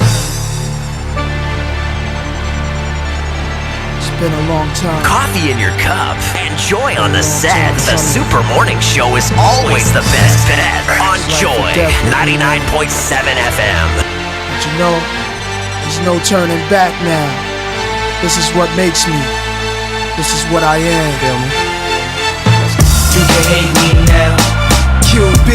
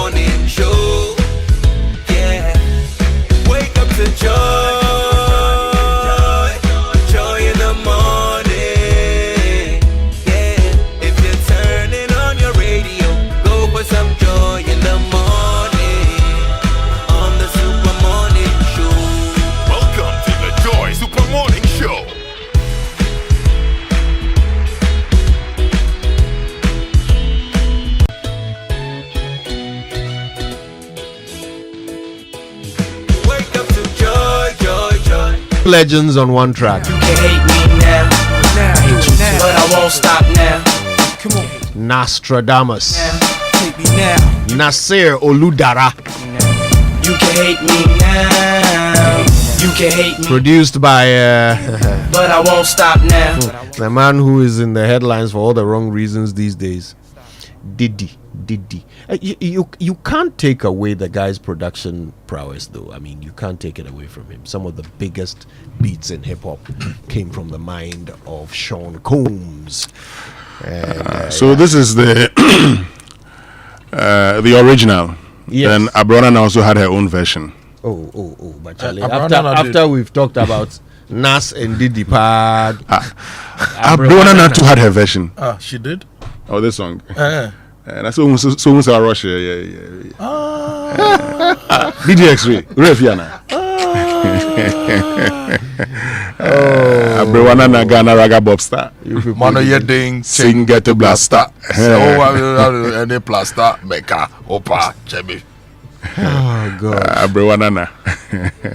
What she did now, sir? She's also a legend. I hope Nas never heard that version. Oh no.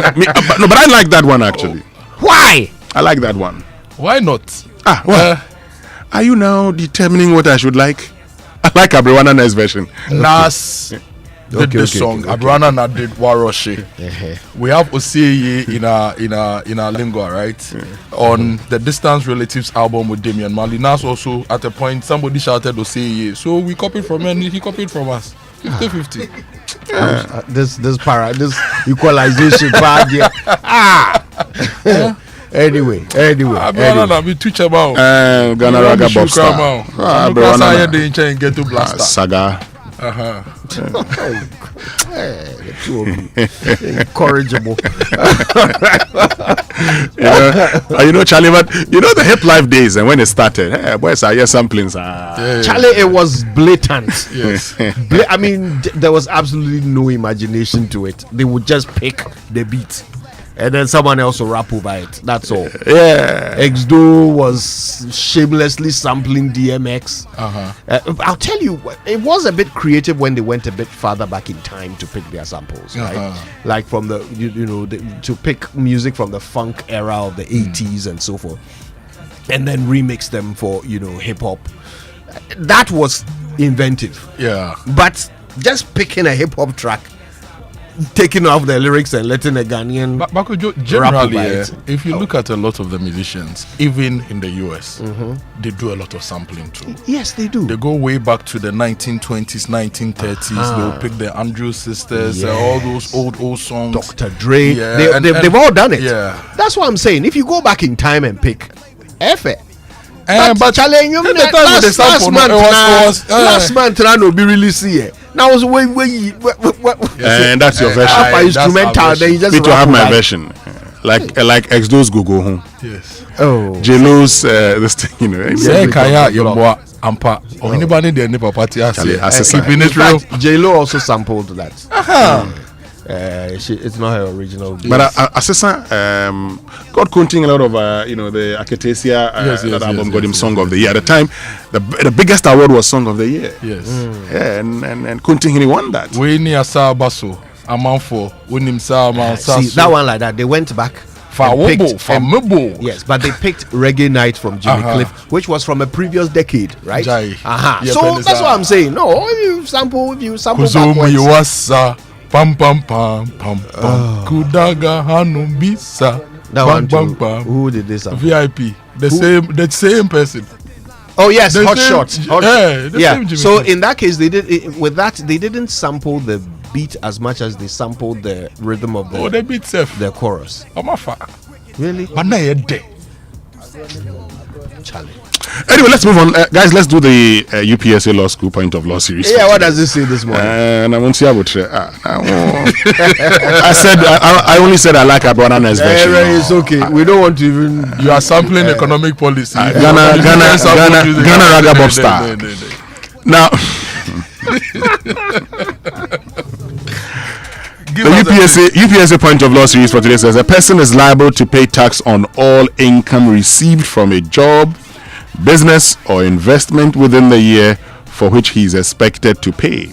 Section 31 of the Income Tax Act 2015, Act 896.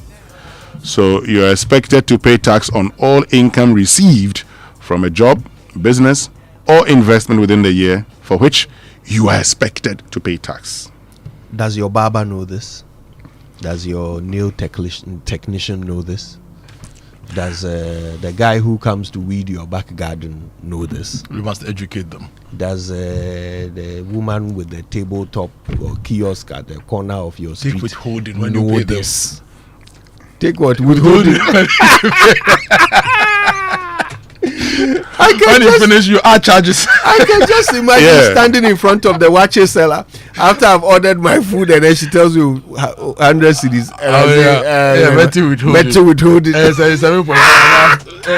Yeah, but that's if you are also licensed to take that. Yeah, better withholding. Yeah, but the watches seller, you see.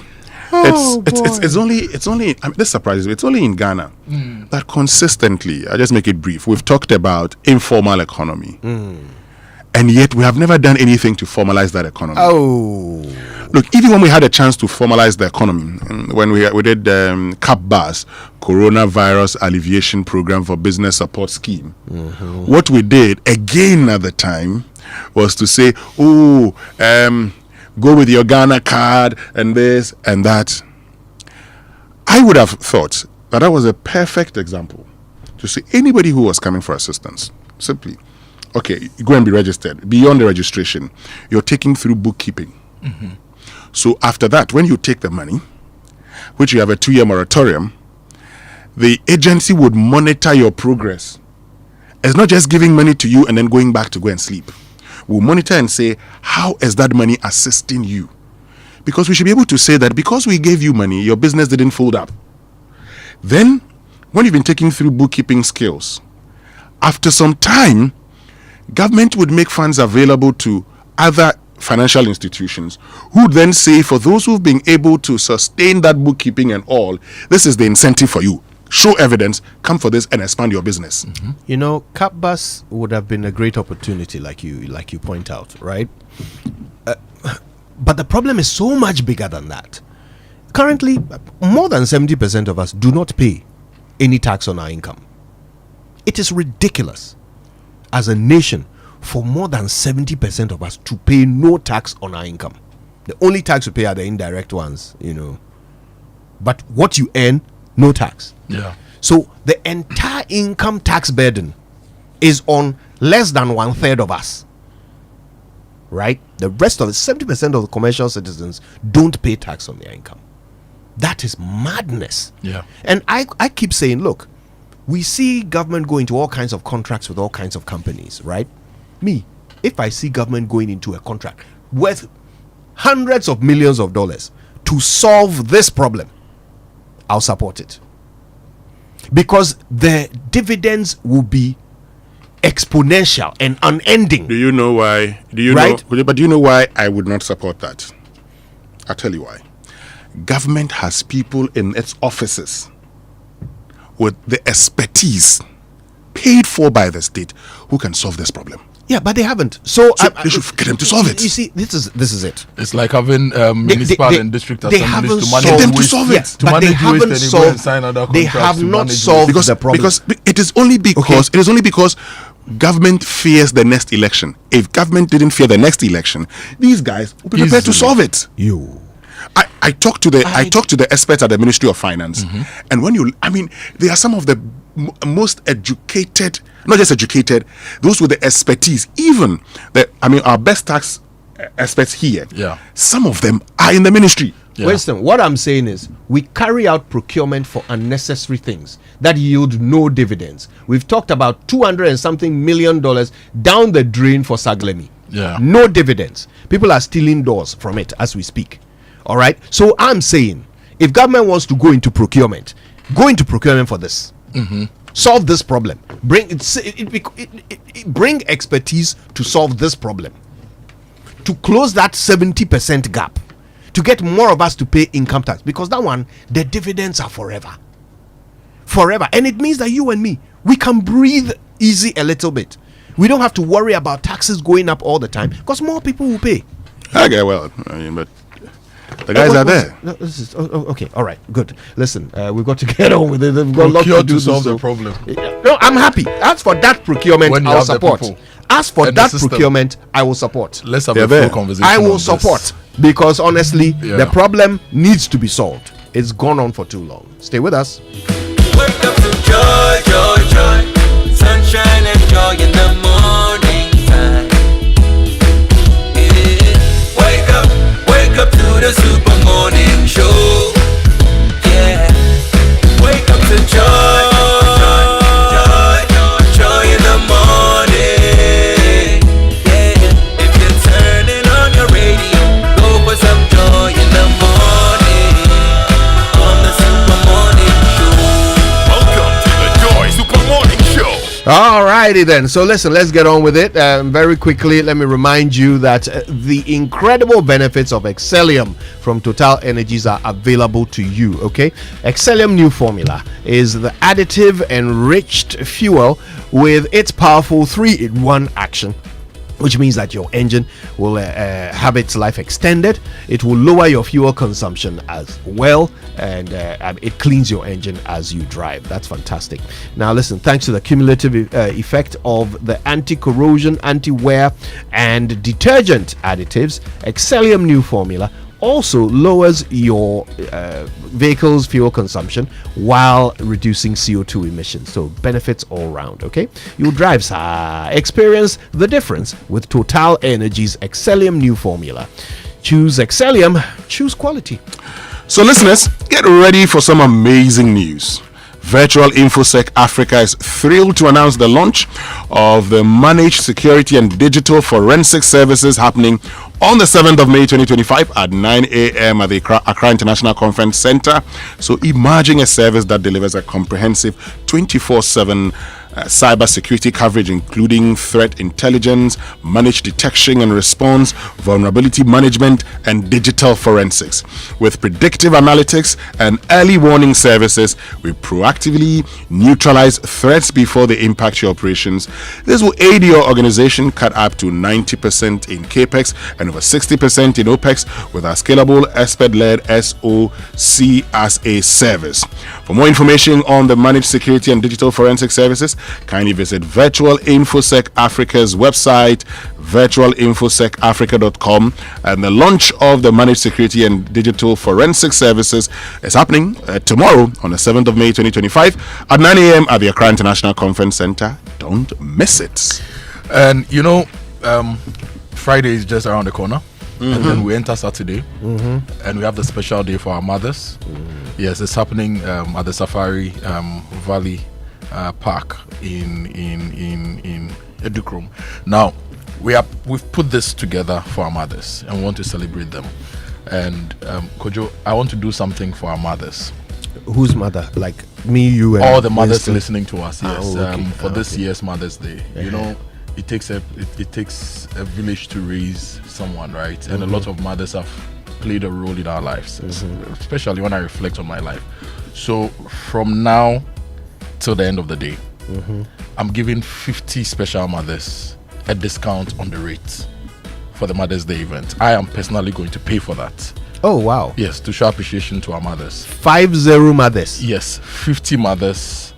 I'm giving you a discount on the Mother's Day event Because of what you have done, I'm also giving 50 discount. You're also giving 50. Yes. Yes. So we want to give. We have only 200 seats left. Wait. And I'm taking a quarter of that. Wait. You are giving 50 yes. discounts. Yeah. Winston is also giving 50 discounts. Yeah. Okay. My mother is called Abna. She used to travel a lot, and whenever she traveled, another woman used to take care of me. She was also called Abna. And then the third woman, who was a part of that triangle, she was also called Abna. And I never lacked because I had all these three women. And you see, generally, you walk around and you have to trip or you have to run into somebody and it doesn't happen. Some woman somewhere is praying for her son or her child and her child's friends, and you are benefiting for free. So as part of the Mother's Day event, I want to pay give 50 mothers 50%, 50 Ghana cedis discount on the rate. Oh, the rate is 950 Ghana cedis per head for adults, 650 Ghana cedis per head for teenagers, and 450 Ghana cedis per head for kids. I am taking 50 off. So if you're a mother right now, or if you want to get a ticket for your mom to join us for the Safari Day Out with Mom, give us a call now and take advantage of from my now 50. to the end of the day. Winston is also giving you 50. So 50. We have 100 mothers. The two of us are taking care of 5,000 cedis on the bill for you to come join us on Saturday at Safari Valley. That's a beautiful gesture for mothers. Call us on 0302 216 540. 0302 216 540 or 0554 594 727. When you call, just say you are calling for the Winston and Kojo discount. So the next 100 tickets we are selling, we are applying the Winston and Kojo discount on it. Wonderful. All right, that's great. Now listen, don't forget that MNC Properties, your home ownership partner, is offering you affordable houses, fresh property, property management services, and of course sale of litigation-free land. So take advantage of their premium listing website to advertise, rent, or sell your property. Now your journey to home ownership starts here, and they'll make it smooth for you. Speak to them on 0302 551 917. MNC Properties, choice of class. And attention, because this is an announcement. It is an account information update call from Omni Basic Bank to all their beautiful customers. I like that. Kindly proceed to any of our branches or visit our website omnibasic.com.gh to update your account records with your Ghana card. For more information, call 030-708-6000 or 0800-100-790. Have a beautiful day. Omni Basic Bank, not just another bank. My friend Jerry Hood, as he says, he's bringing all his mothers on Saturday. Jerry of Enterprise Live, good morning. I'll see you with your mothers. Yes, you are going to chill. But if you are looking to fast track your investment process, take advantage of the Ghana Investment Promotion Center's 24-hour premium service. It's designed to speed up investment registration and approvals. Once you submit all required documents and pay your registration, certificate renewal or quota application can be processed in just 24 hours. 24 hours, just 24 hours. No more long waits, just premium service designed with your business in mind. Call the GIPC on 020-011-2204 or visit their website gipc.gov.gh. Kindly note that terms and conditions apply. All right, well listen, there's only one way to know whether you are using the best water tank. Check for the tortoise. If your tank doesn't have a tortoise on it, it is not the correct tank. That's right. The tortoise tank, Syntex tank, is the champion of water tanks. It's strong, it's durable, and it's built to handle the Ghanaian weather. Rain or shine, Syntex tank has your back. So go outside, check your tank. If it doesn't have the tortoise on it, it's time to upgrade. Join the Syntex tank family today and enjoy water storage that is tough like the tortoise. Call 0244 335 168 to buy, or you can talk to any of their 400 agents across the country. You can also shop online at syntexgh.com. Syntex tank, you're strong, you're tough. And I'm sure you've heard the good news by now, because SG Ghana is giving away lots of amazing prizes, including a brand new luxurious Toyota RAV4 Adventure and the SG Ghana Deposit and Drive promo. Simply deposit 500 Ghana cedis or multiples of it into your SG Ghana account and stand a chance of winning big. Non-customers can open an account to participate. So from now till the 30th of May 2025, you can win amazing prizes, including trips to Singapore or Dubai, Samsung mobile phones, air fryers, microwaves, TVs, all the ultimate prize. A brand new Toyota RAV4 from Toyota Ghana Company Limited. Minia will be Trust 7. What's it? And so the more you deposit, the better your chances of winning. So join the SG Ghana Deposit and Drive promo today. Visit your nearest branch or call 0302 214 314 for further enquiries. This promo is regulated by NLA on the Caritas Lottery platform. Terms and conditions apply. Societe Generale, the future is you. Kojo, you know what I really wanted to give your mother today? Tell me. Instead of that discount, I wanted to dash one there starlet too. But the money no day. Benjamin. Yeah, the Benjamin. I wanted to dash one there starlet too. Benjamin in the hall. Yeah, it's move for discount, you know. But if you have the kafa and you want to do special for your mother this Mother's Day, get there the starlet from Toyota Ghana Company Limited. It's a smooth ride. It's a beautiful car.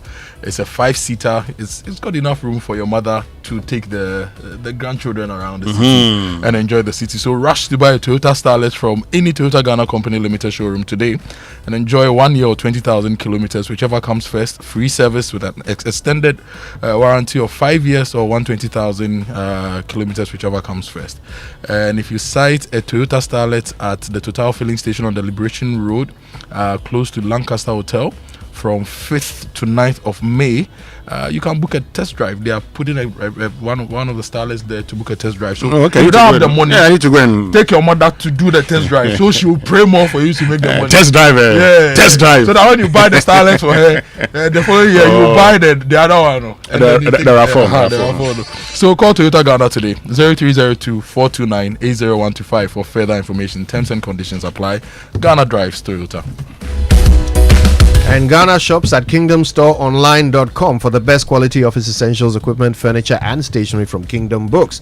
All of it at great prices that you can pay via Momo across all networks. They'll deliver really quick to your home or office. You get free delivery if that home or office is in Accra or Tema. Terms and conditions apply at Kingdom. Quality and affordability are their hallmarks. Kojo, I'm sure you know Forgive America, right? Yes. Okay, today is his birthday. Oh, that's nice. So Forgive, happy birthday to you. We have to drink some cocoa after that. But look, grab the chance to win big in the Access Bank Faketwa Beji Kasia promo. Simply deposit a minimum of 250 Ghana cedis into your existing or new Access Bank current or savings account to join the promo. Increase it to 500 cedis or more and qualify for a draw. For a young customer solo account, spend 500 Ghana cedis or more with any Access Visa card and qualify for a reward. The more you deposit, the higher your chances of winning. Don't sit back. Deposit now and stand a chance to win a share of over 500,000 in cash and other amazing rewards like PS5, iPhone 16, Chromebook, and much more in our 4 monthly mini draws and 2 mega draws. This promo runs from now till September 2025 in partnership with NLA on the Caritas Lottery platform. Terms and conditions apply. Join the Faketwa Beji Kasia train. Save now for the future and win big. For more information, visit ghana.accessbankplc.com or call a toll-free 0800 00 4400. Access Bank, more than banking. And every morning, every night, make sure you brush your teeth with Pepsodent Cavity Fighter. It gives your teeth 10 times strength and it helps you to prevent all the problems like tooth decay, gum disease, foul breath, all those things. So get it. And it comes in the 175 gram big family pack, 120 gram Ejakwa pack, 65 gram and 12 gram sachets. You can get it at any shop near you. If you want to talk to your dentist for free, call 0800 161 000 and call the customer care line on 0800 2030. And for the sake of our mothers, I'm going to pronounce the word today: pro fluoride and micro calcium ingredients. I'm going to say it's like pro fluoride and micro calcium ingredients. Pro fluoride and I've said it for the mothers. Yes. That's my cat. I mean, I was going to say 5. The standard is 5. 40%. I've passed. Which university? Which university has that pass mark? Every smile matters. It does. Oh God, this is what fluoride does to you. All right, listen, stay with us. We've got more coming up on the Super Morning Show this morning. You don't want to miss a moment of it. All right, birthdays and all coming up, and of course we've got sports, and then we are taking you live for that all-important event which is unfolding today, the Graphic Business Stanbic Bank Breakfast Meeting. All right, be a part of it. Stay with us.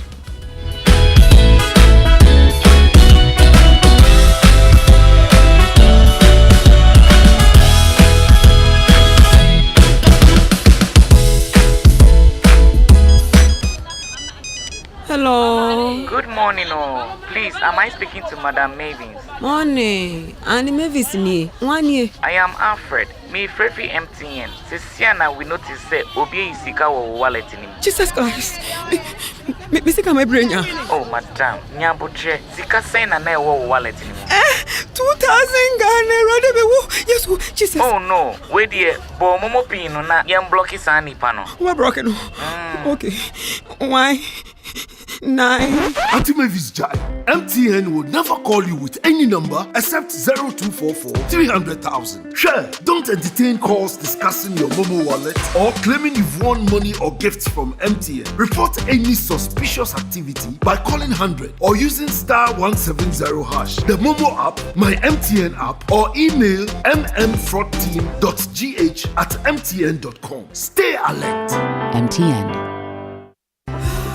Imagine a world where your home or business is powered by the sun's boundless energy. Picture your rooftop transformed into a solar sanctuary, radiating with eco-friendly vibes and city-saving brilliance. Well, dream no more. With Standard Chartered's renewable energy loans, you can turn this dream into a dazzling reality. And guess what? Our renewable energy loans come at very low rates. That's right, we are not just offering loans, we are offering the keys to your solar-powered kingdom. Say goodbye to high electricity bills and step into a new world where every watt generated is a step towards a brighter, more sustainable future. So if you're ready to take control of your energy destiny and switch to solar today, give us a shout on any of the following phone lines: 050-153-5789, 050-153-5790, 0244-674154. Let's chart a course for a brighter tomorrow and make your solar dreams shine brighter than ever before. Standard Chartered, here for good.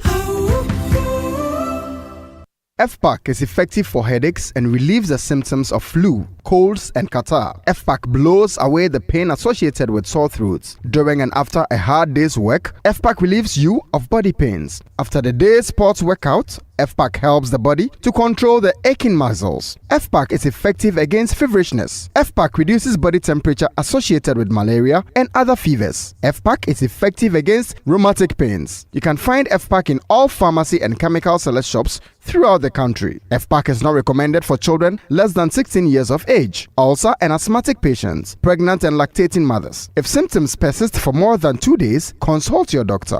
FPAC blows your pain away. FPAC Junior follows in the tradition of FPAC tablets, a trusted friend to relieve your child of pain associated with teething, catarrh, cold and fever. The good that FPAC does for you, FPAC Junior does for your child. FPAC Junior is for children between 6 months and 12 years. FPAC Junior blows your child's pain away.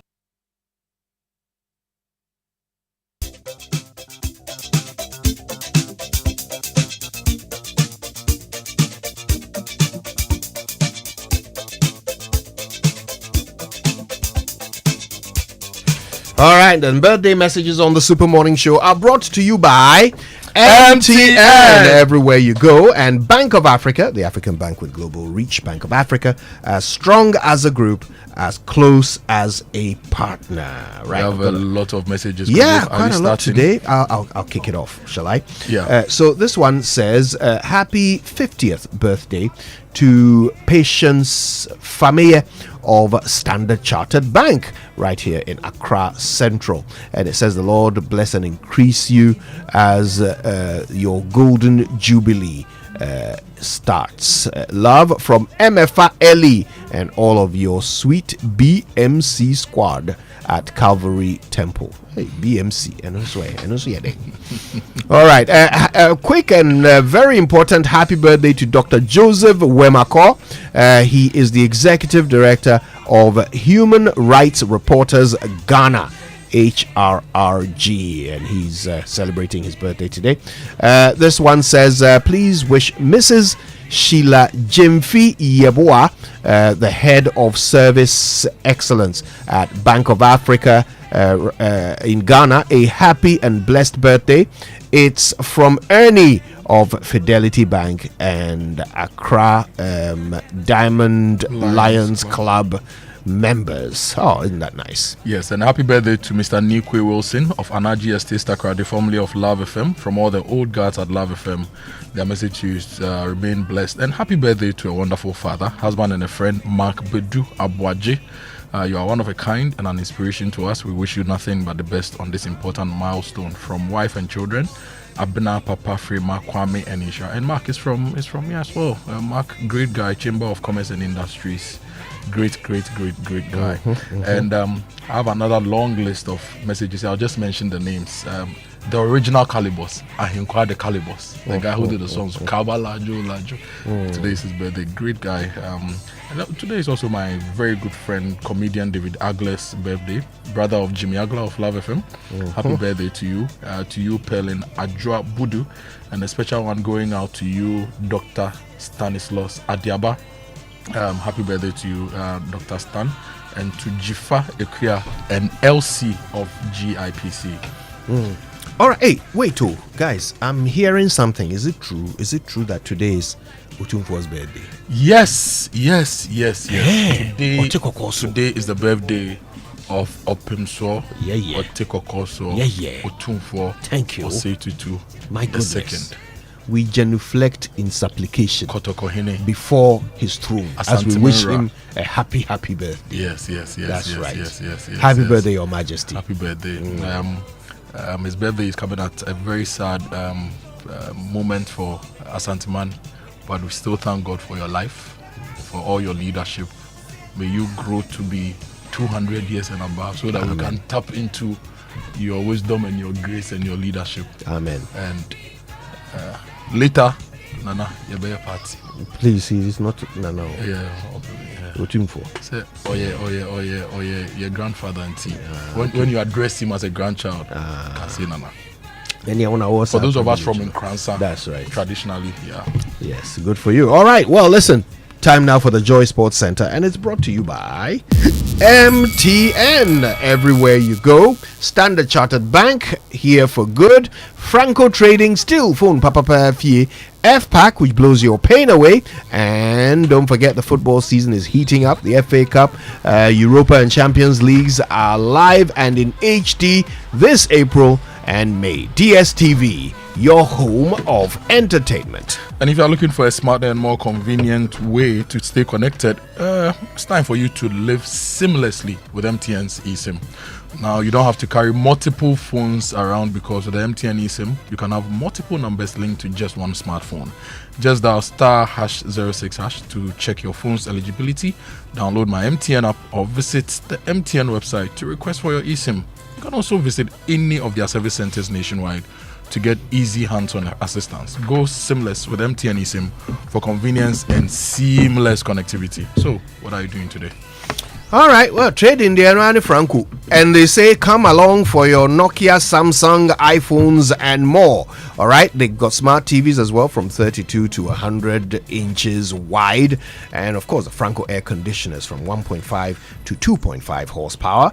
The chest freezers, refrigerators, the washing machines, microwaves, blenders, all of them available to you. Plus, some great CCTV camera setups. All of these at 40% discount when you shop on their digital platform. So call them on 0246 422 338 or just download the Franco app from the Google Play Store. You can also go to francotrading.com to learn more. Still, phone Papa.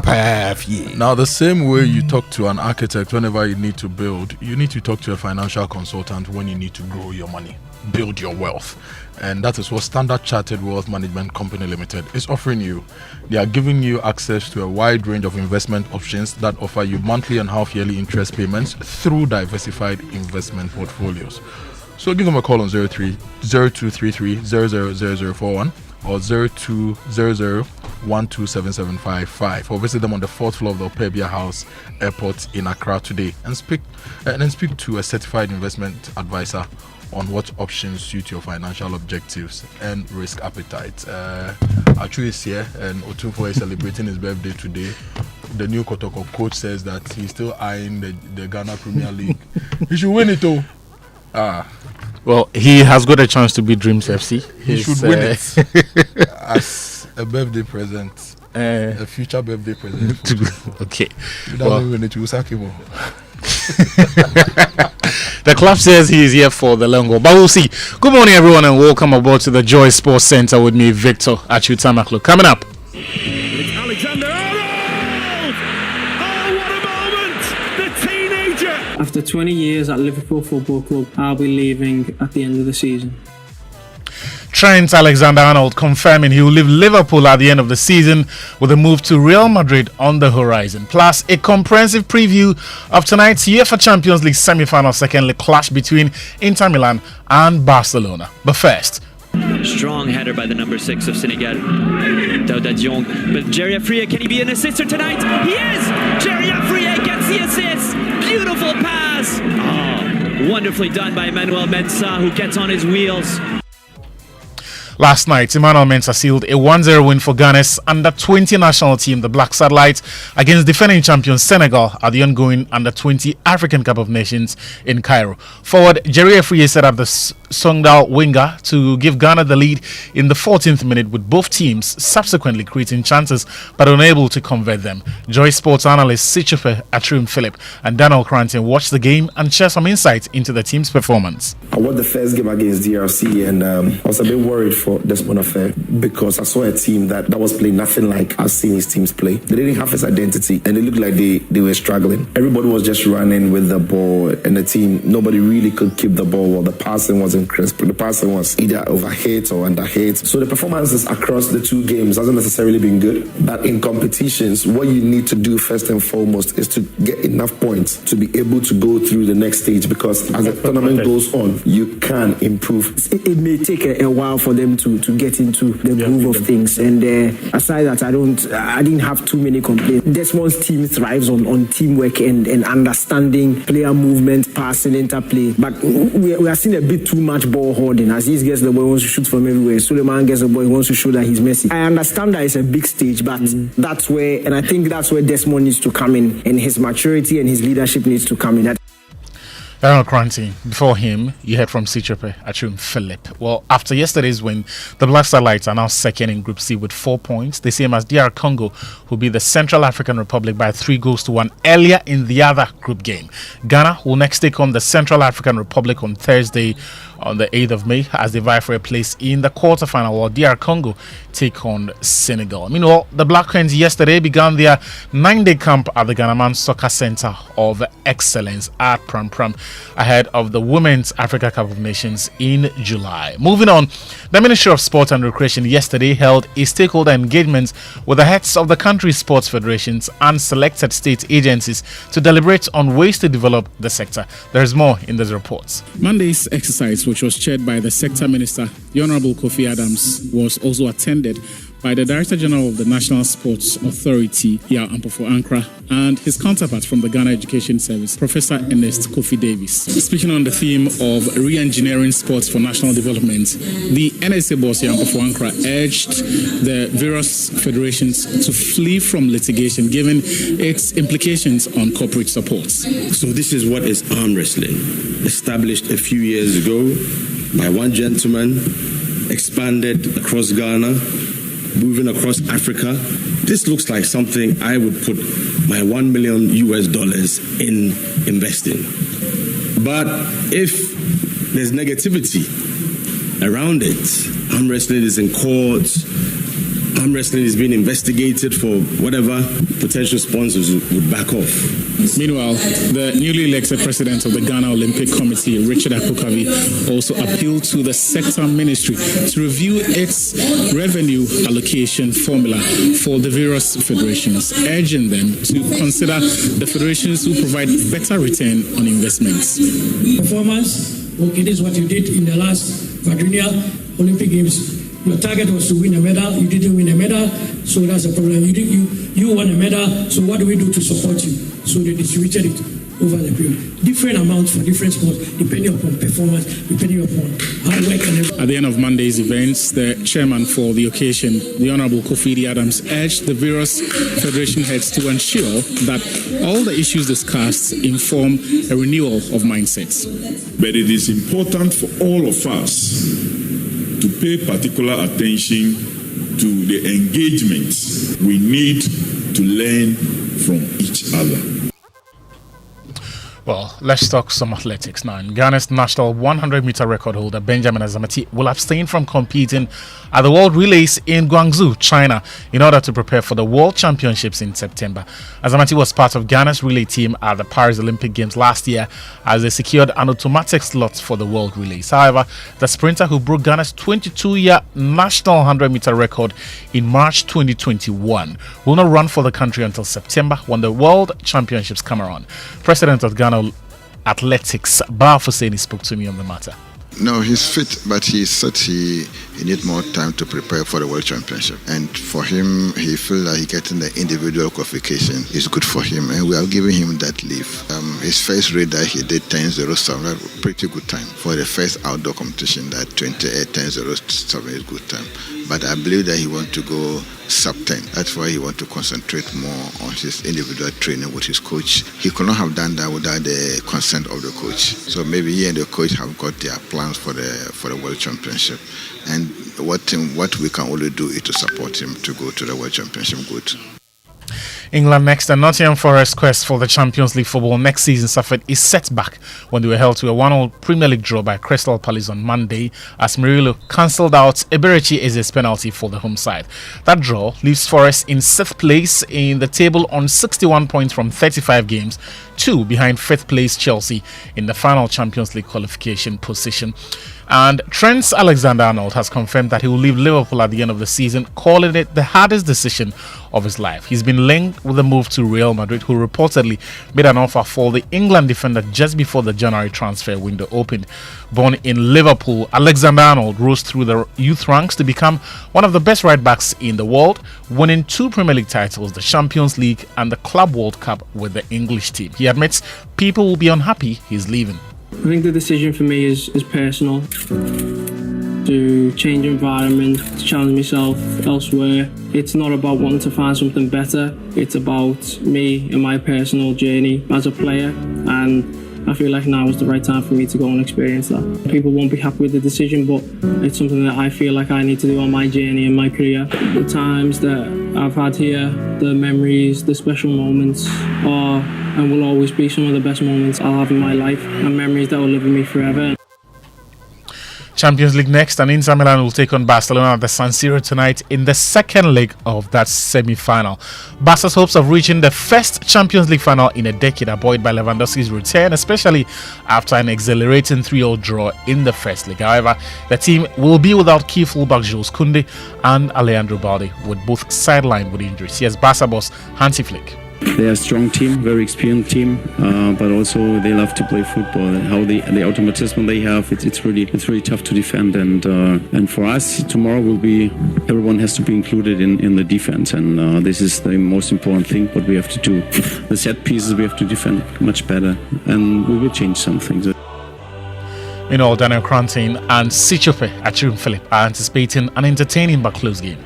The thing is that they have a very good defense, best defense in the Champions League this season, Inter Milan. But they are struggling to keep chances out. They are struggling to keep goals out. Barcelona always create chances. Barcelona will always score. Last week, they were not at their best. They still got 3 goals. 3 uncharacteristic goals. Barcelona will always create opportunities. I think this will be another high-scoring game, but I think it will tilt to Barcelona's side. That game is closer than maybe we are making it look, because when you look at Barcelona as well, they've got their own defensive issues. They don't always defend well. But then it's right, they can always score. But when Inter switch up well and they can defend well, then it becomes a problem for teams. I think what has to improve for Inter in this game is their midfield needs to be a lot more confident on the ball. Down the middle, they don't have the pace to get in behind the high line. But it is when their fullbacks are galloping that they can use them more. So I think it's a very close game. I lean towards the Italian side a little bit, and it could go the way of Inter Milan. You can join the Joy Sports team at the Heritage Crafts Brewery at East Legon for a great viewing party as we build up to the Hits FM Rep Your Jersey event at the Aviation Social Center on the 31st of May. There will be live commentary on this game on Joy 99.7 FM and on Hits 103.9 FM. That ends the Joy Sports Center.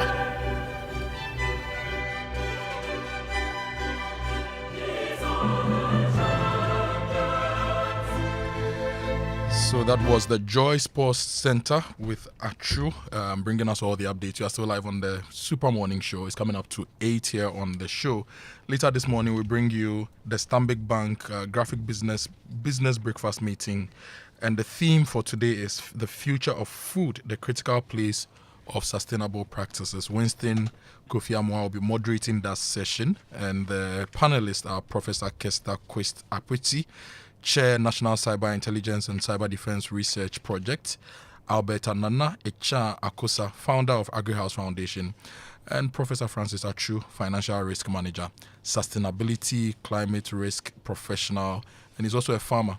So if you want to know more about the future of food, you need to stay with us and join this particular conversation here on Joy 99.7 FM. The Joy Business Minute is coming up and is brought to you by Consolidated Bank, CBG. We stand with you. Anointed Engineering Services, the generator experts. Hello, welcome to the Joy Business Minute, brought to you by Consolidated Bank Ghana. We stand with you and Anointed Engineering Services, the generator experts. The World Bank has cautioned that commodity prices are set to fall sharply this year by about 12%. The bank attributes this to weakening global economic growth. Energy expert Benjamin Insia is urging government to engage in reforms to attract the necessary investments in Ghana's upstream sector to make up for shortfalls. Banking consultant Dr. Richmond Ituaine has called for a reduction in interest rates and inflation to help mitigate the rise in non-performing loans in Ghana's banking sector.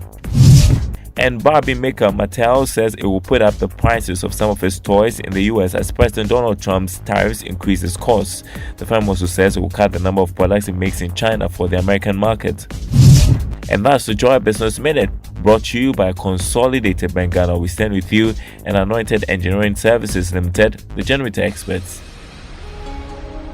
So if you're an individual or you're a business, if you're a trader looking to expand your business, look no further. CBG, the CBG solo loan is the perfect financial boost for you. You can access a loan of up to 200,000 Ghana cedis with no collateral required and will pay conveniently within 12 months. The CBG Ghana Solo Loan is designed to support your daily operations and ensure the uninterrupted cash flow of your business. Sign up for the Consolidated Bank Ghana Solo Loan today and take your business to the next level. Experience a quick and easy process when you apply. Remember, no collateral is required. And for further inquiries, visit any CBG Ghana branch nationwide, or you call 0302 216 000, or you follow them on social media, Facebook, Instagram, and X, formerly Twitter, or send them an email, talk to us at cbg.com.gh. Terms and conditions apply. CBG, we stand with you. And Anointed Engineering Services Limited is into sales of ultra-silent, fuel-efficient diesel generating sets. The sizes range from 5 kVA to 3000 kVA at competitive prices. For every generator you acquire, you enjoy 5-year warranty, and they also undertake maintenance and repairs of all kinds of diesel generating sets. So talk to them today and enjoy 24-hour emergency services, sale of original spare parts, reliable rental services, professional advice, and sale of tower lights and rental. If you also want to learn, they're also into skills training. So talk to them today and take advantage of Anointed Engineering Services. Get 80% hands-on training and 20% theory. Find their latest branch at Pukwasi White House, opposite the Eco Block, or their head office at number 77 Anointed House on the main Odoko Malam Highway near the Odoko traffic light. Call them on 0243 480 334 or 054 010 9493. Anointed, the generator experts.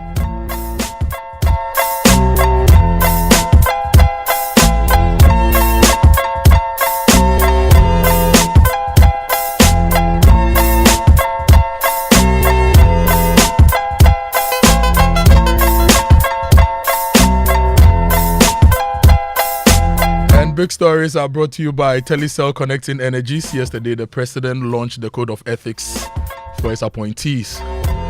And there's a lot of conversation about the fact that some people have not declared their assets. And the president says that, look, he's going to take 3 months of their salaries. It's going to be put into the Mahama Cares, that's the Ghana Medical Trust Fund. There are some people who strongly believe that if 3 months on you've not declared your assets, you have no business being in the office. the president should rather have let them go and appoint new people to show that he's really, really, really bent on ensuring that we do the right things. The others who believe that Shraj must be the authority or the institution looking into this. What do you think? 3 months lost salary, is it enough punishment for people who have not declared their assets? Or they should go? 0511 055 1111997. That's our WhatsApp line. So send us some messages. Let's hear from you. And remember that Telecel Cash is your secure and convenient cash platform. And they are still offering you the lowest charges ever. Even better, if you are sending money from Telecel Cash to Telecel Cash, it's still free on the Telecel Play app. So whether you are paying school fees or sending cash to your favorite people or sending Mother's Day money, send the keke on Telecel Cash. Remember, you can make your payment to all other networks anywhere cash transfer is accepted as a means of payment. Dial star 110 hash or download the Telecel Play app today. Now send the keke.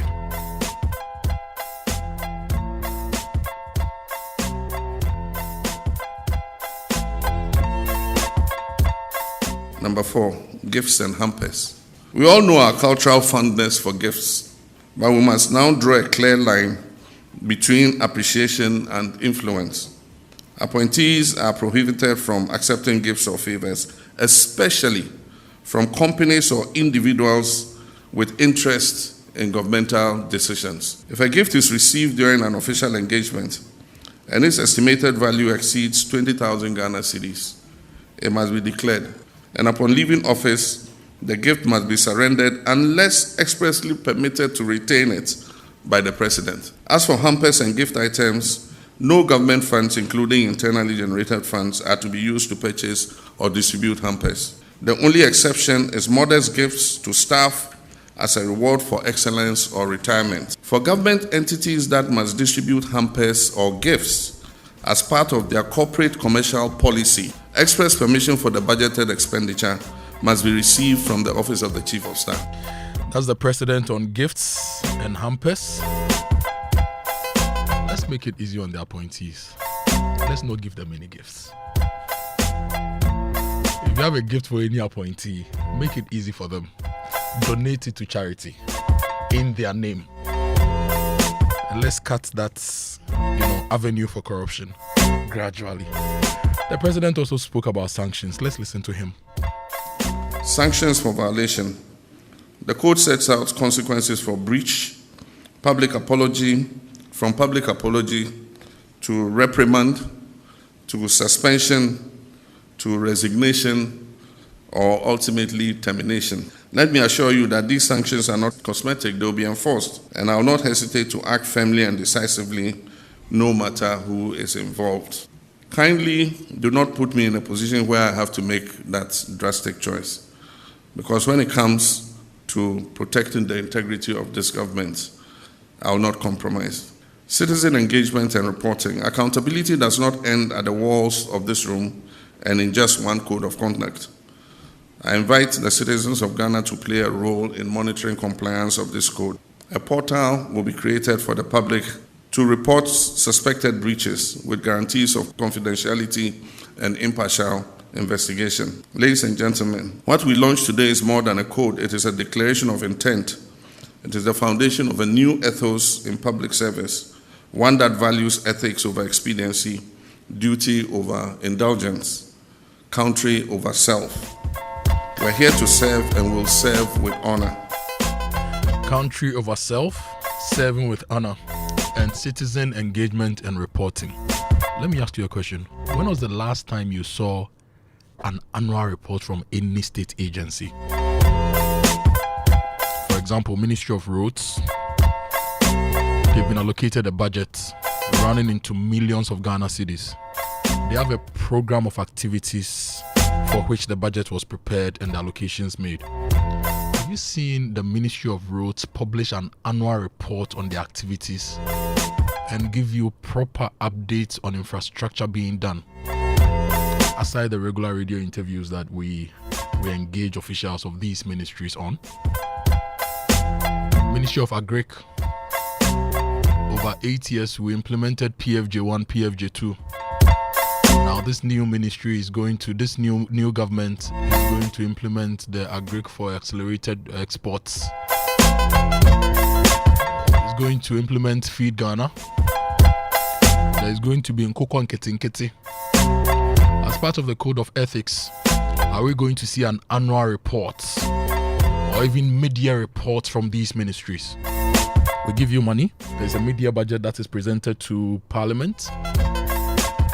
And as the key stakeholders and your employers, is this just not fair and right that these ministries and agencies publish their annual reports on their websites so that anybody anywhere in the country can pick it up and say, Mr. Minister, you said you are going to fix my roads here.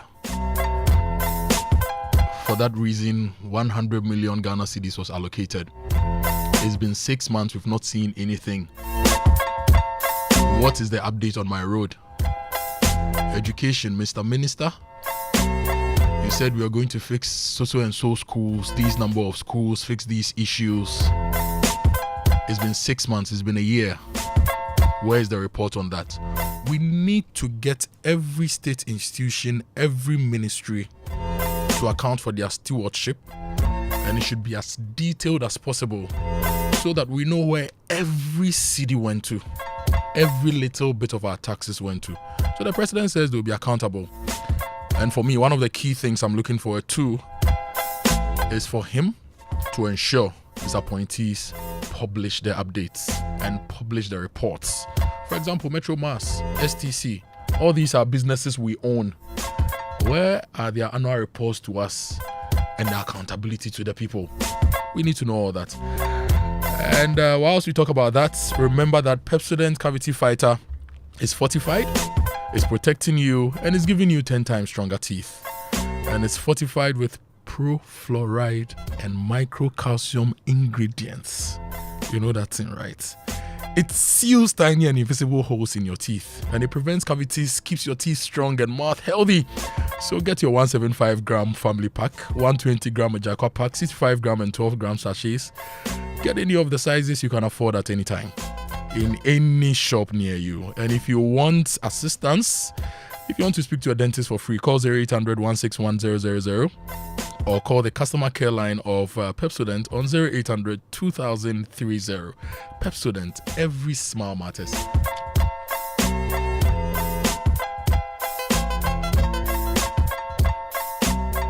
(05511119997). The president also says that all appointees who have not submitted their what do you call it? Who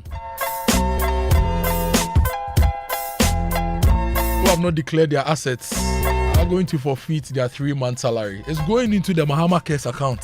Mr. President, why not remove them? Because they've not done a very important ask of yours. Some people feel that they should go. Do you also think they should go? Or this punishment is just enough? Let's listen to what the president said with regards to that. On the 18th February 2025, I set a deadline of 31st March 2025 for all appointees who are taking office or being nominated at the time to declare their assets. An update provided by the Auditor General to my office indicates that some of you failed to meet that deadline. For all those who are appointed or nominated before 31st March 2025 and failed to meet the deadline, you are to forfeit 3 months of salary to be donated to the Ghana Medical Trust Fund, named after me, Mahama Cares. In addition to 1 month's salary that I've asked all appointees to donate to the Mahama Cares Trust Fund. So it means that those who omitted to declare assets by the date, you are paying 4 months' salary to Mahama Cares. However, if by close of day Wednesday, 7th May 2025, any of you still fails to declare your assets, count yourself automatically dismissed. The assets declaration regime is an important mechanism to check corruption and abuse of office, and it must be respected by all. So that was the president speaking firmly on asset declaration.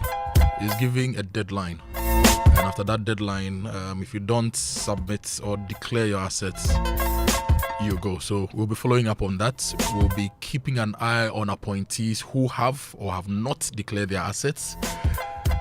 and we'll give you all those updates here on the Super Morning Show. Now, your social media messages on the SMS are brought to you by EcoBank, a better way, a better Africa, and number 10 liver salts, a refreshing relief. And every day people face different emergencies. Police emergencies, fire emergencies, medical emergencies, you name them. But many Ghanaians don't know they have an emergency number. That is actually the one they should remember.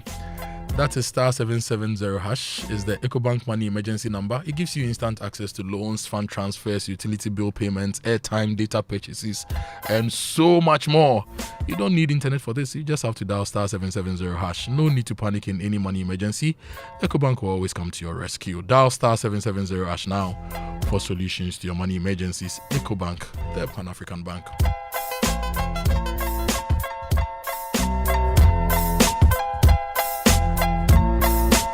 Later this morning, we bring you the Stanbic Bank Graphic Business Breakfast Meeting on the theme Future of Food, the Critical Place of Sustainable Practices. This morning, there was a newspaper story that says we lose about 2.4 million metric tons, over 770 billion Ghana cedis in food waste every year in this country. We did some small analysis.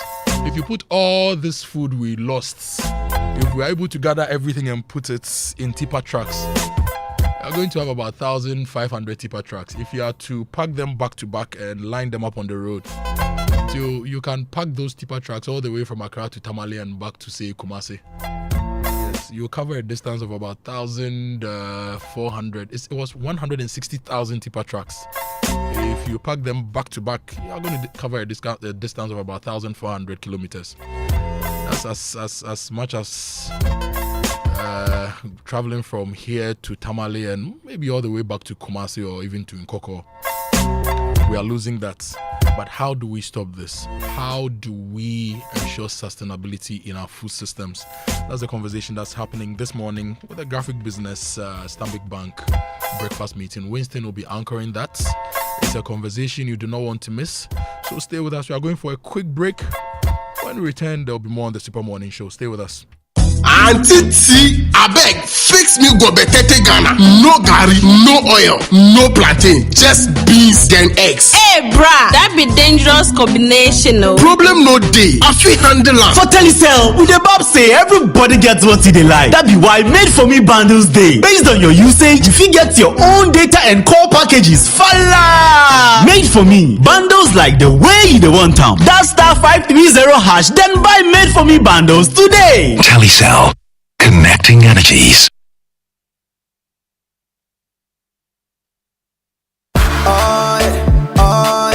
EcoBank Mobile, they make me say, oh yeah.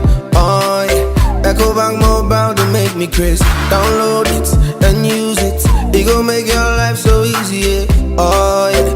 Download it, you go enjoy it. In my Brahmin check, in my Brahmin check. Come make a download them for you. Cause you can pay bills, you can buy credit, you can pay school fees, even church tights with the Apple. EcoBank Apple.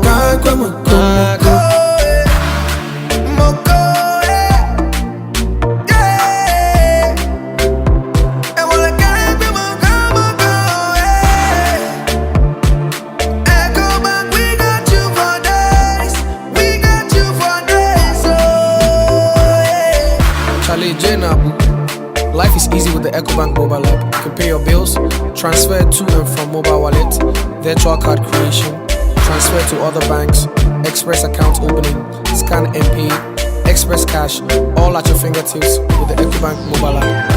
You know it's 5-star life with EcoBank. Can promise. We shouldn't have gone to that party. Massa, my head is killing me. Is that your stomach? Yes. What did you eat? I don't know. Get rid of your gastric problems with number 10 liver salt. Number 10 gives you quick, effective relief from nausea, indigestion, heartburns, hangovers, and hyperacidity. And with different fruity flavors such as orange and lemon, it's a pretty tasty way to end an uncomfortable situation. Number 10 liver salt from Ernest Chemist, because everyone needs a chemist. This advert has been vetted and approved by FDA.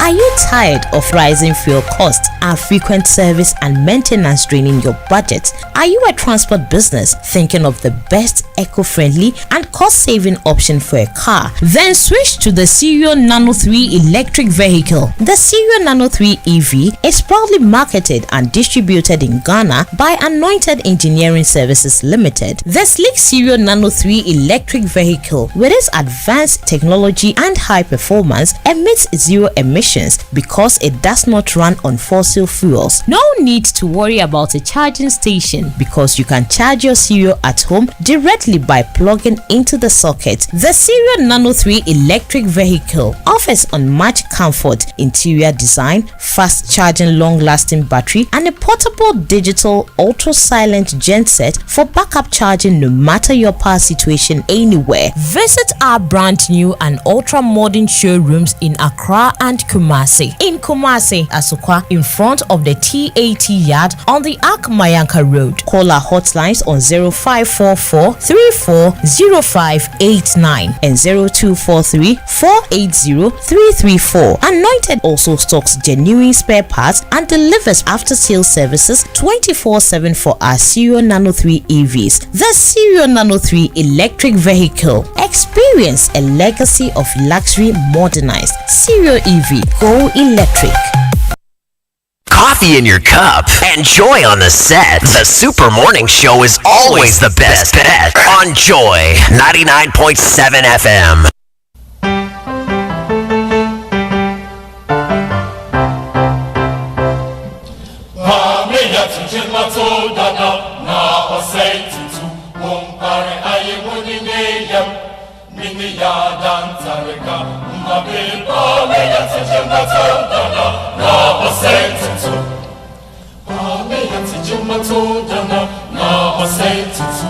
Sunshine and joy in the morning time. Yeah. Wake up to the Super Morning Show. Yeah, wake up to joy.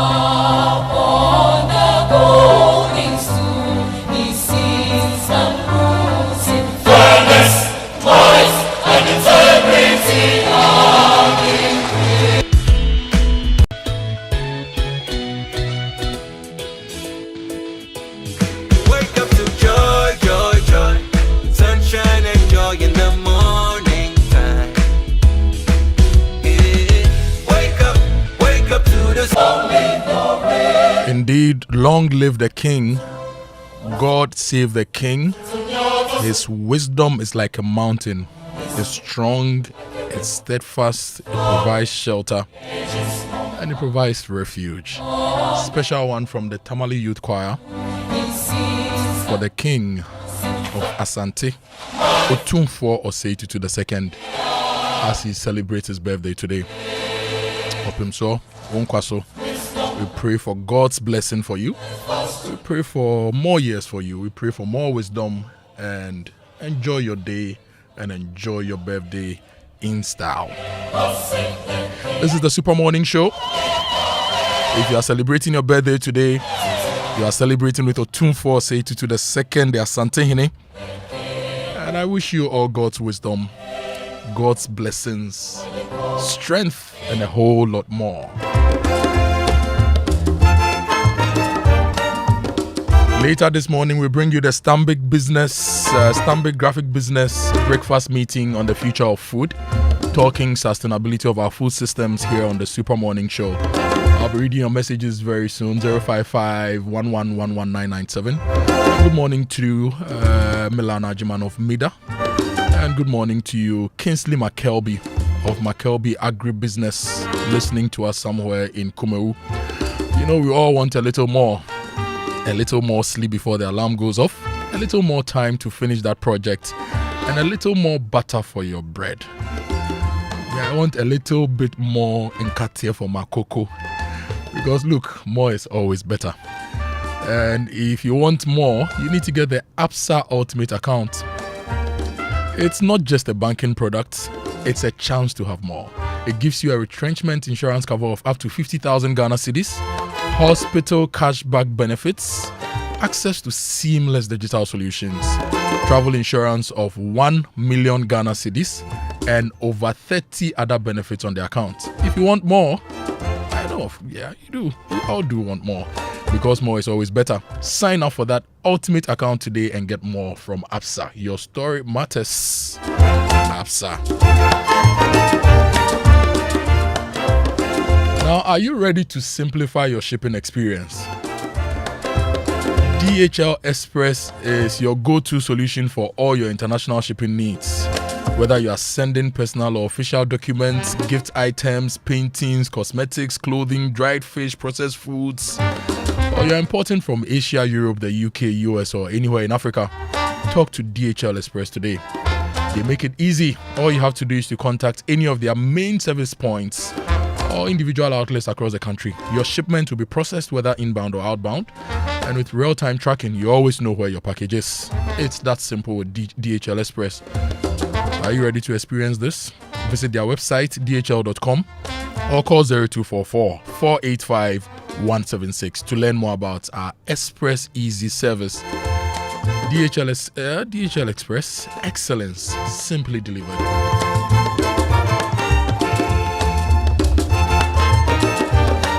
So 40% of the food we waste is from restaurants and chop bars and related eateries.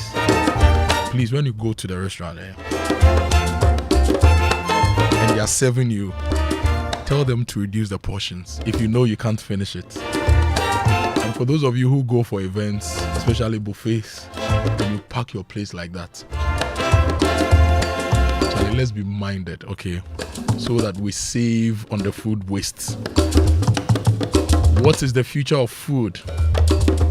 2.4 million Ghanaians are food insecure. How do we fix it? That conversation is coming up, and Winston will be anchoring that. But if you are ready to drive innovation and take the next step in your career, you have to apply for Ashesi University's master's programs. They combine world-class education with African relevance.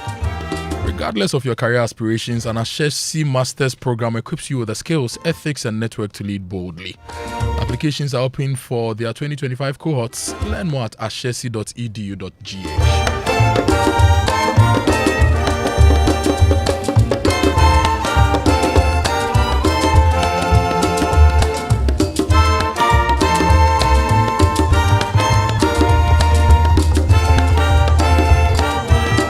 This is the National Symphony Orchestra mashing up all for you in Kabobaya. If I got that Ghana name right. And a lot of our favorites still celebrating up him. So I'm giving you good music on the Super Morning Show. I'm going for a quick break. When we return, we'll read your messages, and then we bring you the Stanbic Graphic Business breakfast meeting. Stay with us. Are you 16 to 27 years old? Employers aren't just after degrees anymore. Stay relevant. Apply to DTI, Ghana's top TVET institution. We offer cutting-edge programs like precision welding and fabrication, design innovation and entrepreneurship, with hands-on training to prepare you for real-world challenges. Join us and succeed in industries like manufacturing, construction and technology. At DTI, you'll learn by doing in a supportive environment. Be inspired by success stories of TVET graduates thriving in diverse fields. Visit dtiafrica.com or call 054 169 3534. Pick up admissions forms at our campus in Mimpasem, East Legon. DTI, wired for jobs.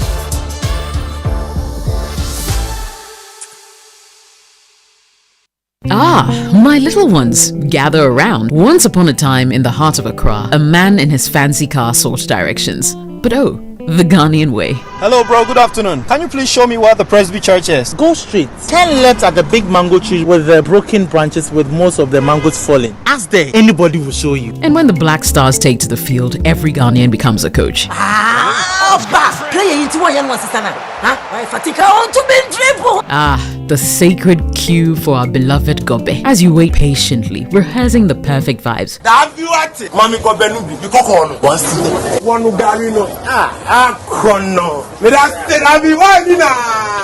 These, my dear ones, are some few moments that make our Ghana truly special. And as we share these stories, let us also remember a plate of lily rice, connecting our hearts through the flavors of our culture. Special moments are worth celebrating with lily rice. Lily rice, yenimno free tete. This advert is FDA approved.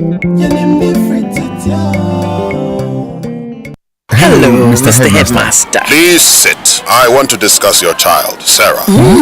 She is always asking questions. Questions after questions. It never stops.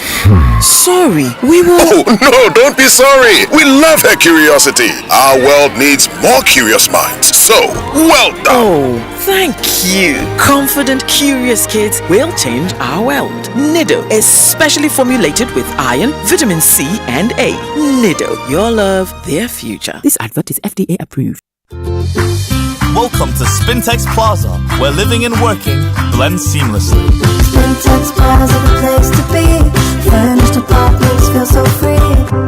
Imagine coming home to a luxurious furnished apartment with everything you need. Rooftop pool, swim under the sky. Rooftop bar where the good times fly. Rooftop gym, get fit and strong. Spintex Plaza, you can't go wrong. Spintex Plaza, your home, your work, your lifestyle. Come see us today or call us on 0241 327 363. www.spintexplaza.net. Building or renovating? Look no further. At Interface Limited, we have everything you need to create stunning spaces. Transform your interiors with our top quality plasterboards, acoustic ceilings, and cement boards. Step into style with our exquisite laminate and engineered floors. And for your data centers, durable raised access floors. Elevate your outdoor spaces with our WPC decking and fencing. Protect your home with our beautiful and reliable roof shingles, insulation, canopies, and PVC fascia boards. Add a touch of elegance with our beautiful POP cornices and roses. Quality, affordability, and style all in one place. Building a better Ghana, one space at a time. Visit www.interfacelimited.net or call 0274 999 999. One night, one stage, one nation's heartbeat.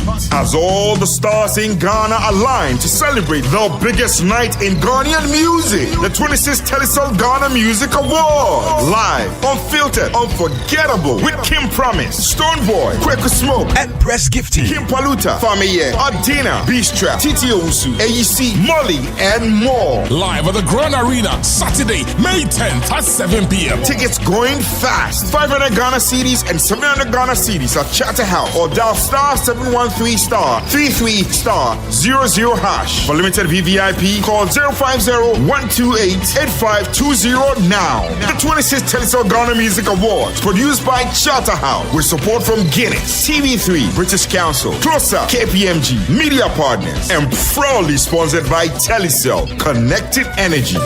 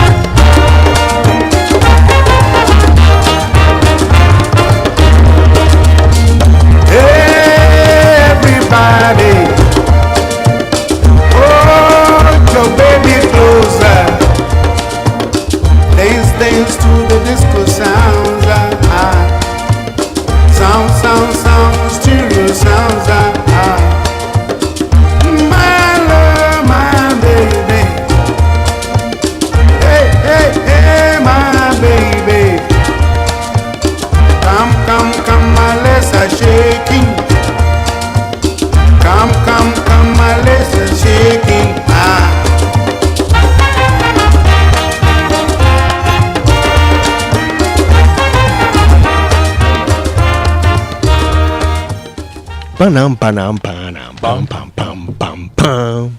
My dad had an LP of Bob Pinodo's music. Hey, everybody! And I was growing up. But wait, this was back when I was about 4 years old, Yes. right? And even then, Bob Pinodo was an old man. Yes. But he's still alive. He's a young old man. Wow. Yes. Powerful. All right. Well, listen, it's the Super Morning Show on Joy. In a short while, we'll take you live to the Stanbic Bank Graphic Business Breakfast Meeting. Very interesting topic under discussion this morning. You don't want to miss it. But just before we join them, don't forget to go to kingdomstoreonline.com for the best quality office essentials, equipment, furniture, and stationery from Kingdom Books. You can pay via Momo across all networks, and they'll deliver to your home or office in good time. Free delivery for those of us in Accra and Tema. And, of course, terms and conditions apply. At Kingdom, quality and affordability are their hallmarks. And if you want to study IT, anything IT training, you need to go to Jackson Institute of Technology. They are the only NIT authorized training center. They have a lot of courses and they have options for you to have a flexible schedule, whether in person or hybrid. So go to their website, jit.edu.gh. In Accra, you can find them on the Ring Road near Circle in the heart of Accra CBD, or in Kumasi, you find them at Ejase near KNUST at the Jackson Educational Complex headquarters. They have a nice state-of-the-art auditorium for your event. So if you want to rent the auditorium for your events, seminars, and training sessions, call them on 059-699-6037. And their website is jit.edu.gh. JIT, your gateway to a thriving IT career. Love it. Okay, now listen, celebrate your mom with a unique celebration this year. Pamper her in every way so she will never forget. Joy FM and Safari Valley Eco Park are offering you this once in a lifetime opportunity, and it's the Safari Tour, which is coming with sumptuous buffet lunch as well as live band, great ambience, and of course you get to enjoy all of this in the outdoors with games and so much more. Joy FM Safari Day with Mum will be on Saturday the 10th of May 2025 from 10 a.m. till 6 p.m. So it's for today only. It's 900 Ghana cedis, thanks to Kojo and Winston's discount that they are offering to 50 mums each. Okay, so today alone you could get it for 900 Ghana cedis. If you're an adult or if you're a teenager, 650. If you're a child, then it's 550. Okay, and of course there will be free transport from Joy FM and from the venue back afterwards. Okay, and this is all available if you're interested. Book your table by sending your payment to 059 303 8842. Okay, for further inquiries call 0302 216540, and don't forget registration closes at noon this Friday. Okay, all right, there you go. Yes, and if you are looking for a simple way to enjoy life, if you don't want to carry those multiple phones, just go to any MTN office and get the MTN eSIM for your phone. Live seamlessly with MTN's eSIM. You can just dial *#06# to check your phone's eligibility, download the My MTN app, or visit the nearest MTN website or office to request for your eSIM. You can also visit any service center nationwide to get easy hands-on assistance. Go seamless with MTN eSIM for convenience and seamless connectivity. So, what are you doing today? Are you getting it? Or you're not? You might as well. Go You and might get as it. well. Yes. Okay. All right. Well, one more before we go. Don't forget to join Best Western Plus Accra Beach Hotel for their Obatampa branch on Mother's Day, Sunday the 11th of May. Don't forget that it comes with beautiful music from Inshira Betty, backed by the Fusion Band, the Funky Fusion Band. You get welcome drinks, fresh coconut juice, plus face painting for the kids. You get canvas painting, board games like Owari and Ludo, free photo shoot also available. All of this for 450 Ghana cedis per person, or 200 cedis if you're a kid between 6 and 12 years of age. If you want to reserve, call 054-840-2224 and follow them for more details on social media. On Instagram, they are BWP Accra Beach Hotel. On TikTok, they are at BWP Hotel. Website is bestwesternplusaccra.com. So Kojo, you did the analysis of the volume of the food waste, and you said how many Boeings? 8,000 Boeing 747s. Charlie, how many can fit at Kotoka? Can we even fit 50 Boeing Kotoka can't fit 747s? 50. Well, I mean, unless you are going to use the entire runway as well, maybe 100, possibly. And so we are losing. Boeing 747. Yeah. Charlie, ain't do 100 in the whole Kotoka space. No. So we are wasting so much food. Yeah. And we complain of food inflation. We complain of all these things. But there's something which is very critical that we need to look at. The fact that when it comes to vegetables, about 40, 50, 60% is lost farm gate and also in transit. So that's money. So we produce like 500,000 metric tons of tomatoes every year, which should be enough for us. But we are wasting because half of our it. consumption of tomatoes is around 450,000 metric tons. But we are wasting But half of it goes waste. So we import so much tomatoes. So what can we do to ensure that that waste is saved to prevent those imports? Right. Now, these are the conversations that we are going to have at the business breakfast, which is happening in a short while. But you think about it too. Coming from someone else's country to Ghana, it doesn't go to waste. It makes the journey because to it's Ghana processed somehow. But from our own farm to our own mouth, we waste it. Yep. Oh yes, so. Anyway. All right, some messages, and then we'll take you live. And before the messages, let me tell you about the Sunday brunch at the Palms. It's your perfect Sunday getaway. The Palms, formerly Holiday Inn in Accra. It's just for 500 Ghana cedis. Indulge in complimentary soft drinks, a continental buffet, a rich spread of African favorites, live music to elevate the vibe, and a beautiful space for relaxing with friends and family. You should reserve your seats now, 055 1333 or 055 10555. Whether you are celebrating or just taking it slow, the Palms is where your Sunday should begin. All right, stay with us. TCL's Easter promotion. It's big and bold. Buy 50-inch, 55-inch or 65-inch TCL QLED Pro 4K Smart Android TV starting from 7,999 Ghana cedis and get free 32-inch TCL TV. Buy TCL 75-inch, 85-inch or 98-inch TV and get free 43-inch TCL TV. The bigger the purchase, the better the deal. Buy TCL 115-inch QD Mini LED 4K TV and get a free 85-inch TCL TV. Discount so huge you will feel like a winner. Looking for TCL refrigerators, washing machines, water dispensers, audio soundbar and more at cool deals? Rush to TCL showrooms and authorized TCL dealers in Ghana before stock runs out. Terms and conditions apply. TCL. Inspire greatness.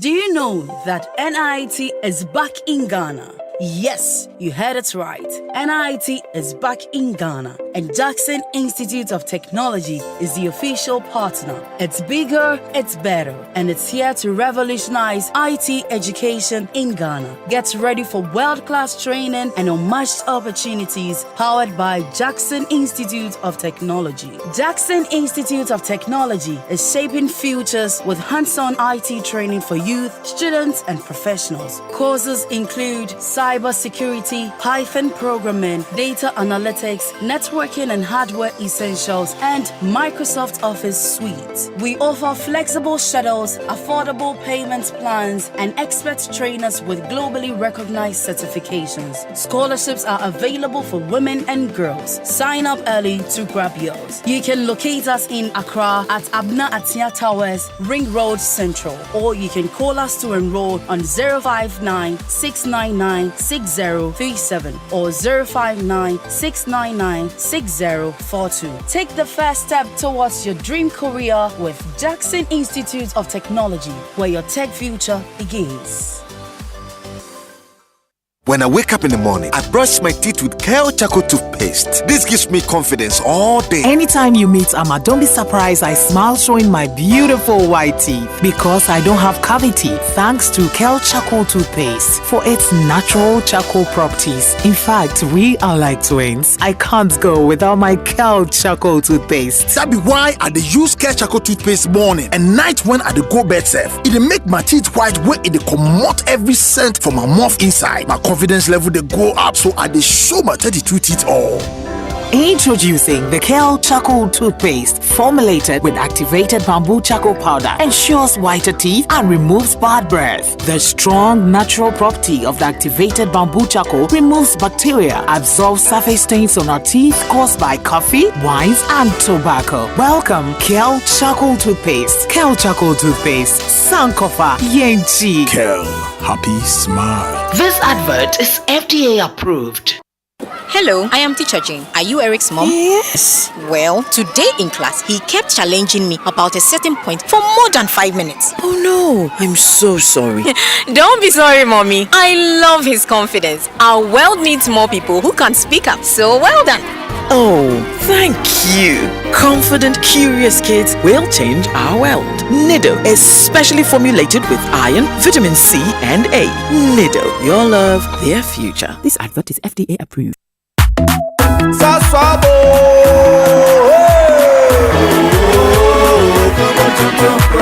sasso sasso, sifumentonton preko. Sasso sasso, sifumentonton preko. Edrana drami nebuseshe, yeah hakesia ne malaria. Minya me kone me sasso spray. Every mosquito that they run away. Oh, come on, tonton preko. Sasso, sasso, me say come on, tonton preko. Oh, come on, tonton preko. Sasso, come tonton preko. Nani sham ne die, demo strong ko. This advert is FDA approved. Give it up for Naughty by Nature. Coffee in your cup and joy on the set. The Super Morning Show is always the best bet on Joy 99.7 FM. Hip hop, hip hop, hip hop, hip hop hooray! Ho! Hey! Ho! Hey! Ho! Oh, welcome back as the Super Morning Show, the award-winning Super Morning Show on Joy. And listen, in a while we're going live to the Stanbic Bank breakfast meeting in collaboration with Graphic Business. They're having a very interesting conversation. But before we take you there, let me remind you that MNC Group Global is an investment holding company with businesses in minerals, food trading, gold export, and real estate logistics, as well as and so much more. Okay, they've got over 12 years of experience and presence in several countries, 8 countries to be exact, including Dubai, USA, and China, and they are driving forward with innovation. Okay, so you should tap into their expertise in management, consultancy, procurement, and energy services. All right, unlock new opportunities with MNC Group today. MNC Group Global, totally reliant. And the German Ozone Medical Center is a leading multidisciplinary healthcare facility with a strong focus on ozone therapy at the core of their clinical approach. They are known for their integrated approach when it comes to medical and dental services. The ozone therapy supports faster healing, enhanced immunity, and overall wellness. And in addition to their specialized ozone-based treatments, they offer comprehensive outpatient care, advanced dental services, and operate as a fully equipped implant center with an in-house dental laboratory, ensuring precision and efficiency. Their commitment to innovation, patient-centered care, and clinical excellence positions them as a trusted destination for holistic and advanced healthcare solutions. So call them on 055-024-2222 or 055-025-2222 or email them hello@gomc.com.gh. The German Ozone Medical Center, where innovation in healthcare and implant dentistry is empowered by ozone and defined by excellence. Yes, and you know the Impact Makers Awards is coming up, and it's in partnership with McDan Foundation. Joy News, in partnership with McDan Foundation, is presenting the finalists for the 2025 Impact Makers Awards. Some of them are working on after-school programs. Some of them are working on mental health advocacy, and this month is Mental Health Month. Some of them are working on clean water projects, inclusive education, and a whole lot more. Now, catch their inspiring stories on Joy News as we honor their efforts in reshaping lives one step at a time. Now, the Impact Makers Awards is brought to you by Gold Key Properties, transforming the landscape, MNC Group Global, Totally Reliant, German Ozone Medical Center, Alternative Therapy, Dental Wellness and Beauty, and Latex Foam, your partner for life. Now, the Center for Strategic Philanthropy and Social Investment of the Pentecost University is also a partner, and Philanthropy Ghana, promoting and elevating philanthropy in Ghana, and also supported by the Ghana CEO Summit and Expo, inspiring business leadership and economic transformation. The Joy News Impact Makers Awards, celebrating ordinary people making extraordinary impact. All right, let's take you live now to the Labadi Beach Hotel for the Graphic Business Stanbic Bank breakfast meeting. Look at Uncle Trump, where most of our funding, when it comes to agribusiness or agriculture in this country, are donor funded.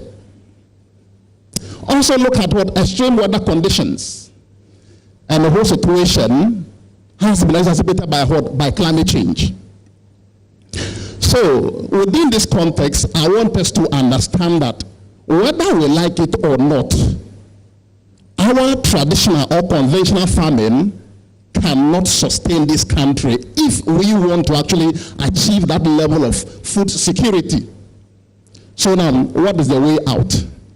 Sustainability is to our rescue. Before I advance my conversation, I want us to basically put this in perspective. I want to introduce you to an idea that I would say a borrowed concept or framework I normally use within agribusiness. We call it CLEWS. The CLEWS is C-L-E-W small s. CLEWS, capital C-L-E-W-S. The C is climate change. The L is land or related land use. The E, capital E, is energy or energy-related issues. W is water systems. Now, tell me, any farming practice, be it conventional, sustainable, these three integrated systems, tell me, we use water on our farms, energy related on our farms, and land use. They are integrated. The way we are going to deploy these three integrated systems would impact on climate. If I should be running, let's say maybe a diesel-powered plant on my farm, look at the fumes. What is happening to the climate? The fumes also happen to that distortion of ecosystem. Now, the water systems. If we don't use the water systems properly, what will happen to us? We are also in a very big issue. So, in this context, these three integrated systems are vulnerable to climate. Now, when these three also impact on climate, they will turn around and also impact on us. Now, look at climate-induced drought.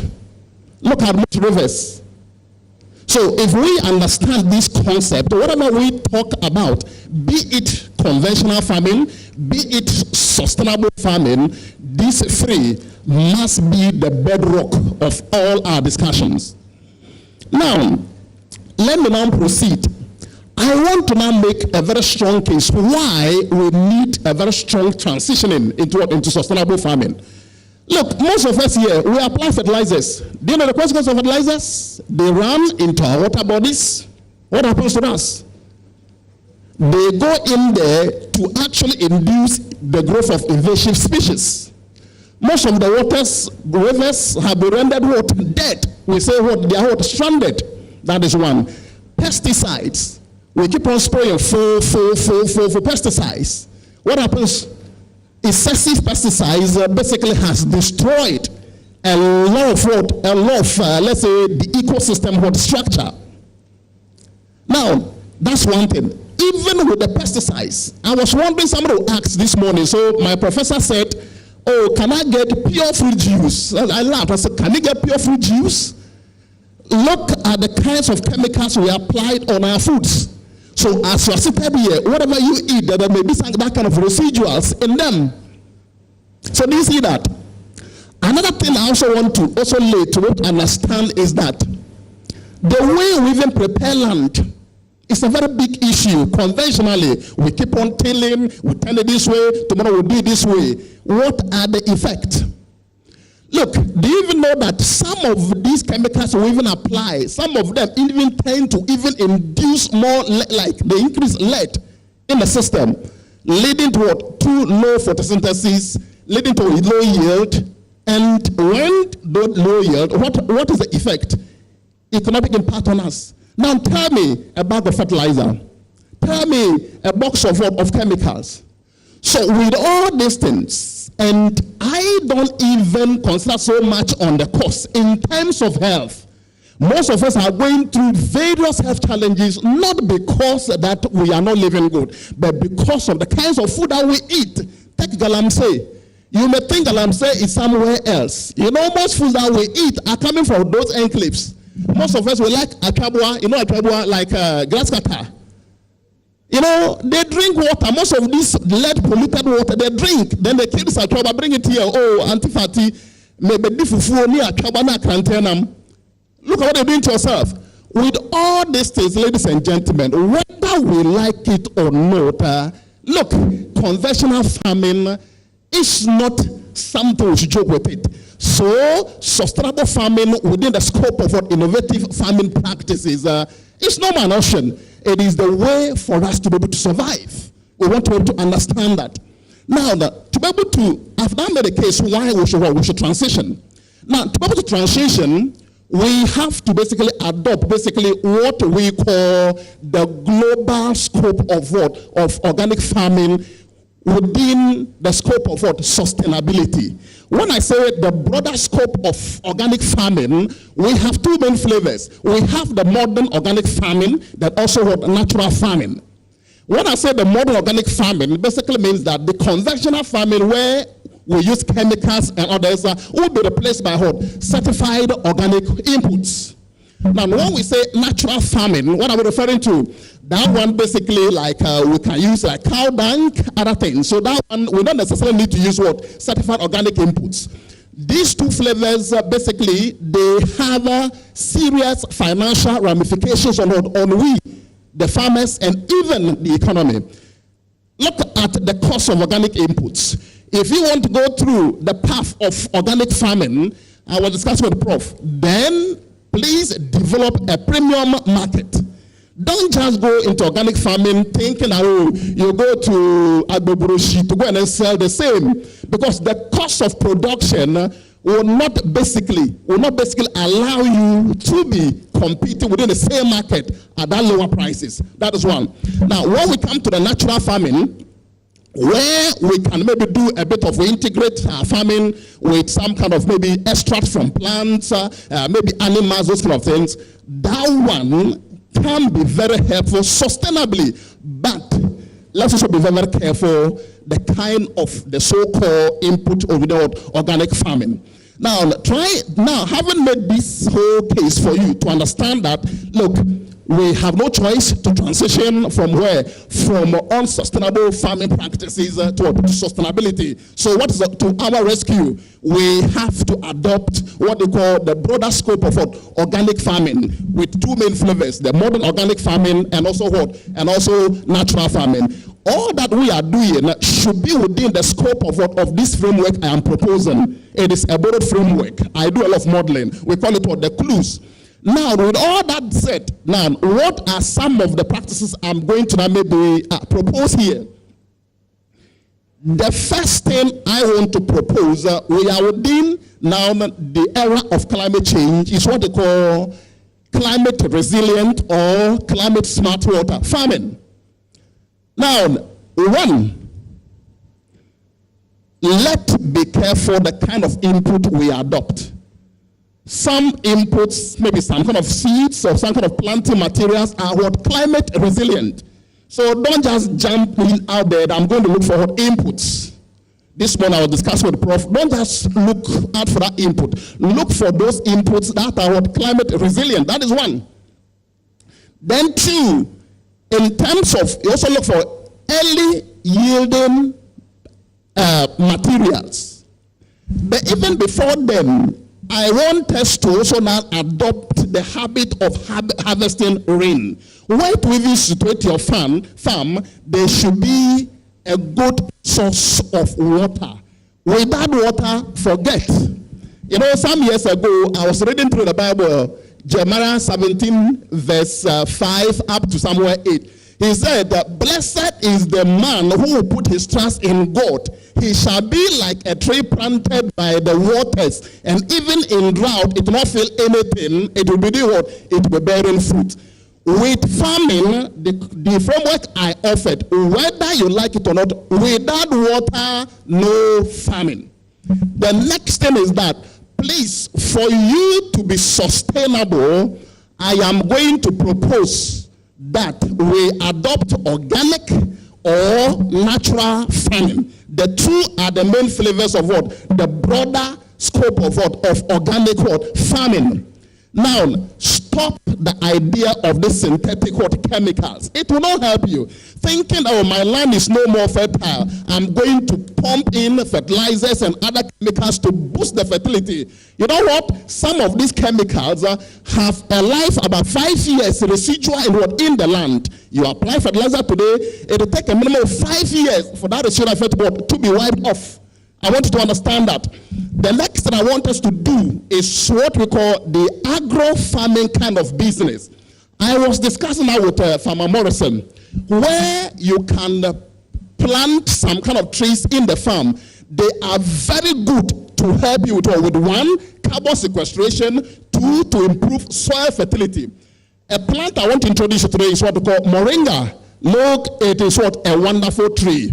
When you plant moringa, especially one, not all, at least in your farm, at the end of the day, they can fix nitrogen, they can improve soil fertility, they can also help out ecosystem.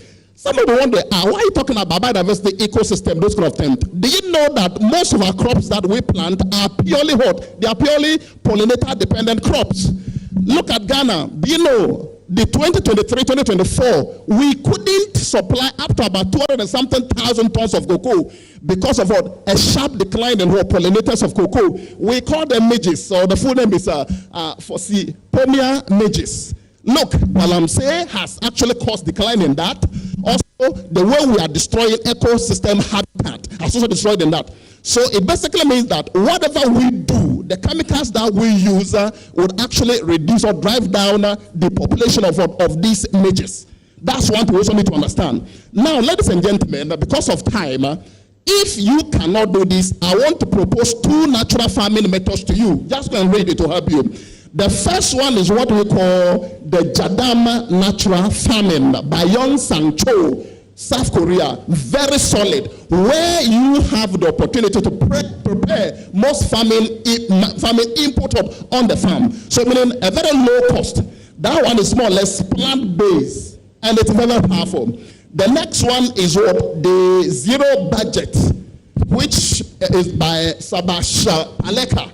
That one, you depend more on animals. You know that cow urine, very excellent. Cow dung, very excellent. Chicken droppings, very excellent. But the way we prepare, we process it before applying, plays a very crucial role. Another thing I want us to also understand is that you cannot now do farming without technology. Without what? Technology. Look, there are now services where you can just pay a token. They can tell you the weather pattern. Oh, today is your better, or China is your this and that. When I even met Prof, we were talking, I was so amazed the way he's using technology to be able to power. Now, the next thing I want to also be considered is security on our farms. Look, as I sit here, I'm a farmer.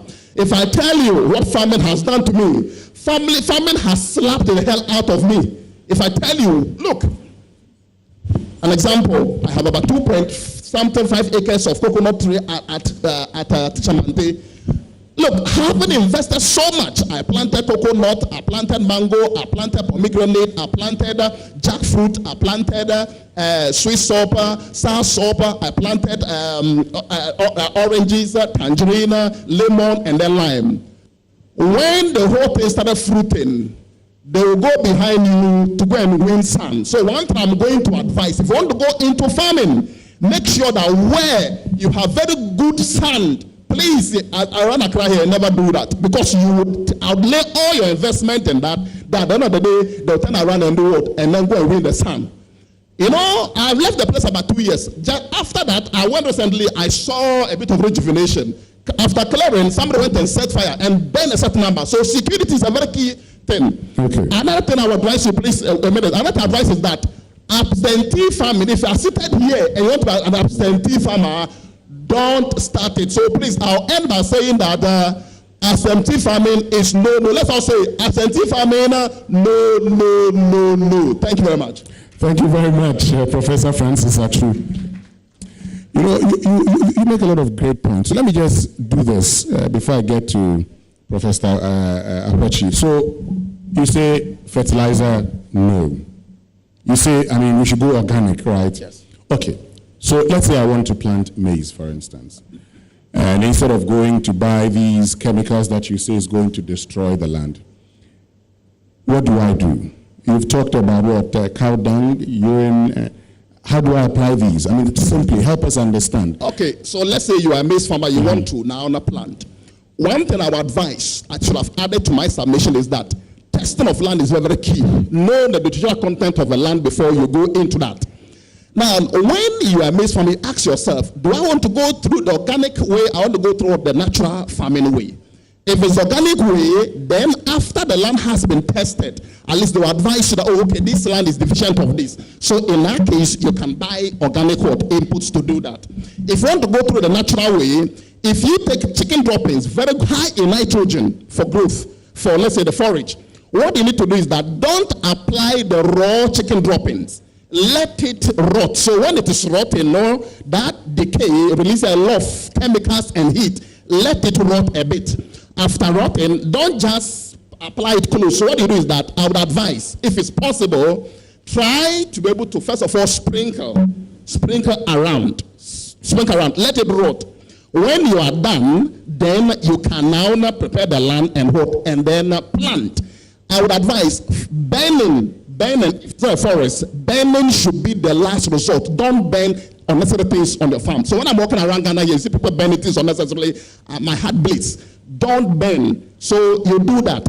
Another option could also be this. If you plant the maize, try to plant some key trees within the farm to fix the nitrogen.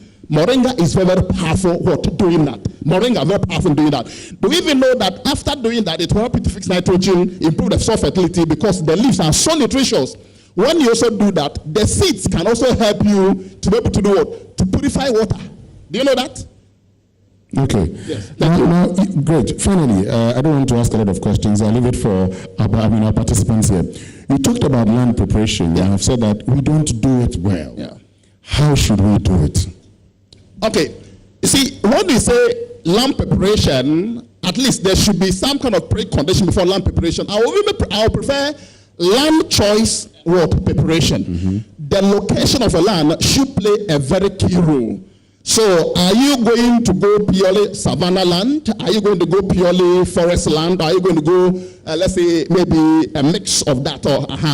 So in terms of the land preparation, it also depends upon the number of acreage you are going to go in.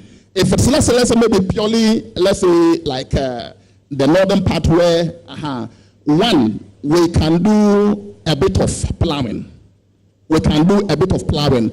Don't just let nobody do the ordinary plowing for you. There are some specialized one. The plowing is not all that deep, meaning it doesn't actually distort the structure of the soil. That is one. If it is the case of forest, you don't even need to do plowing. What basically you need to do is that, some trees, you need to at least be able to, the way you prepare, you don't, it depends.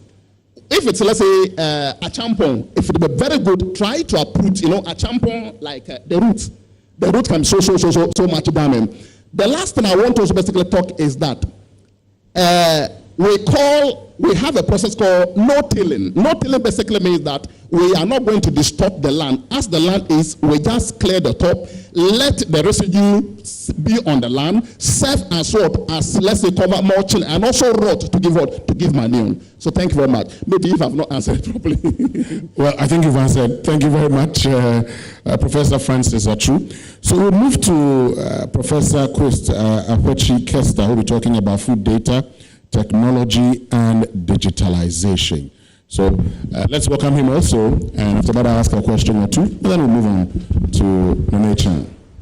Okay, thank you very much.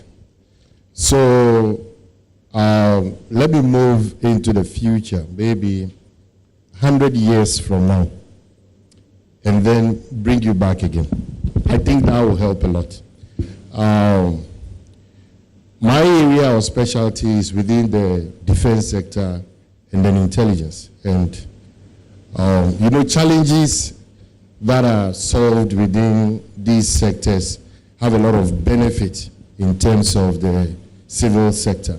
For example, the mobile phone that you are using to communication within the defense space, security, banking, all those things happened a lot over there. Even though the future, maybe beyond 100 years, will not reflect some of the reasons, because machines will play a critical role in those sectors. These challenges help us in order to have an understanding of how we can prepare for the future of agriculture. One of the challenges we face is that, besides the technical one, which I'll come to, our land resources are reducing every single day. Population is increasing. When you look at Ghana, everybody wants to build. Farmlands and other lands are being used for agriculture, and climate change activities poses a lot of challenges. And we have to learn to survive within this space. So precision has become the order of the day that gives us that challenge. So 100 years onwards, we would like to know, if you eat a particular food, what will happen to you? And for us to achieve this, we have three emerging sectors that is governing that space within the space of the earth. Because even if you go beyond outside the earth, there are other challenges that is being looked at. For example, how can we farm in outer space in such a way that the resources that are limited there can be reused in order to achieve the good output of food that we need for the human body? Okay, so if we move into the precision space in terms of what we need to eat. Now, precision agriculture, precision medicine, it's key. For example, the food that you have eaten, which percentage will be positive to your system and which percentage won't be positive to your system? You don't know. Sometimes you eat it and have this effect. Your tongue can be giving you an information in terms of how you are enjoying the food, but your system, in terms of absorbing and processing this food, you might not know. So in the future, there will be sensors based on connectivity, artificial intelligence, and cybersecurity within our human bodies that will communicate with other external systems in terms of, if you eat this particular amount, what will happen to you. So there will be that predictability for you to be advised as to which quantity you have to take. Likewise, also how medicine is applied to one person to the other. Two people can suffer from malaria drug, but there is a dosage that one person can take, the other one cannot take, based on how the system can absorb it. These are the things that influence and challenge us within the space of precision medicine. And the same thing boils down to precision agriculture in terms of using resources, optimizing them for plants, and also understanding the final output of the plant, okay, or the animal or the wherever, and then how it also moves through the various chains. In terms of storage, within the storage itself, you have to monitor the conditions of the storage, to know the state of the food till it gets to the consumption phase and how it moves through the body and stuff like that. So that is how the future connectivity and space and other things is going to be like 100 years and beyond. And these things will be handled by artificial intelligence systems and then machines that exist within our bodies. So in looking at some of these things and where we are currently, in terms of the land not being a lot and stuff like that, you realize that there are various farming approaches that are coming, that computers are helping us understand how we can optimize conditions around plants and stuff like that. Because within the food sector, either you adapt what you are looking at, or you adapt the environment in order to achieve what you want. What do I mean? You can plant something, but the conditions around it might not be good. So you can create the condition, like how people have greenhouse farming, where they create the condition for the plant, maintaining the structure of the plant. You can also change the characteristics of the plant so that it can be adaptive in environment which it will find it difficult to perform, and also adapt to climate change activities.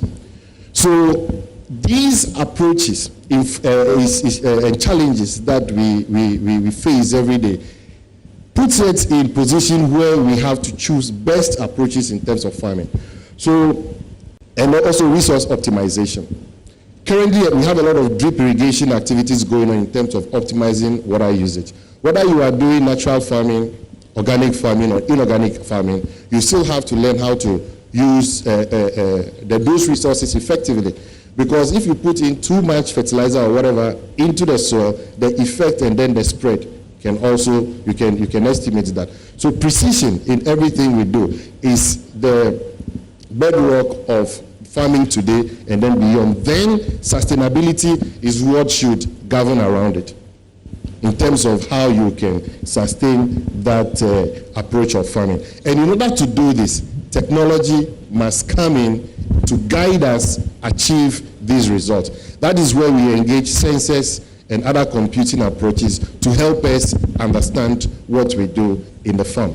So we have drones, we have other forms of robotic systems and other things that are ongoing. And it will fascinate you that some of these things are being done here. I led a team that we use computers to grow crops at areas that you think that crops will not grow. And some of this inspiration we drew when I was consulting for the Israeli government. I was in Israel several times within the defense sector. Then you realize they apply some of this precision agriculture, and then their environment is very harsh in terms of crop growth, but now they are one of the leading countries in terms of agri-tech and also precision agriculture.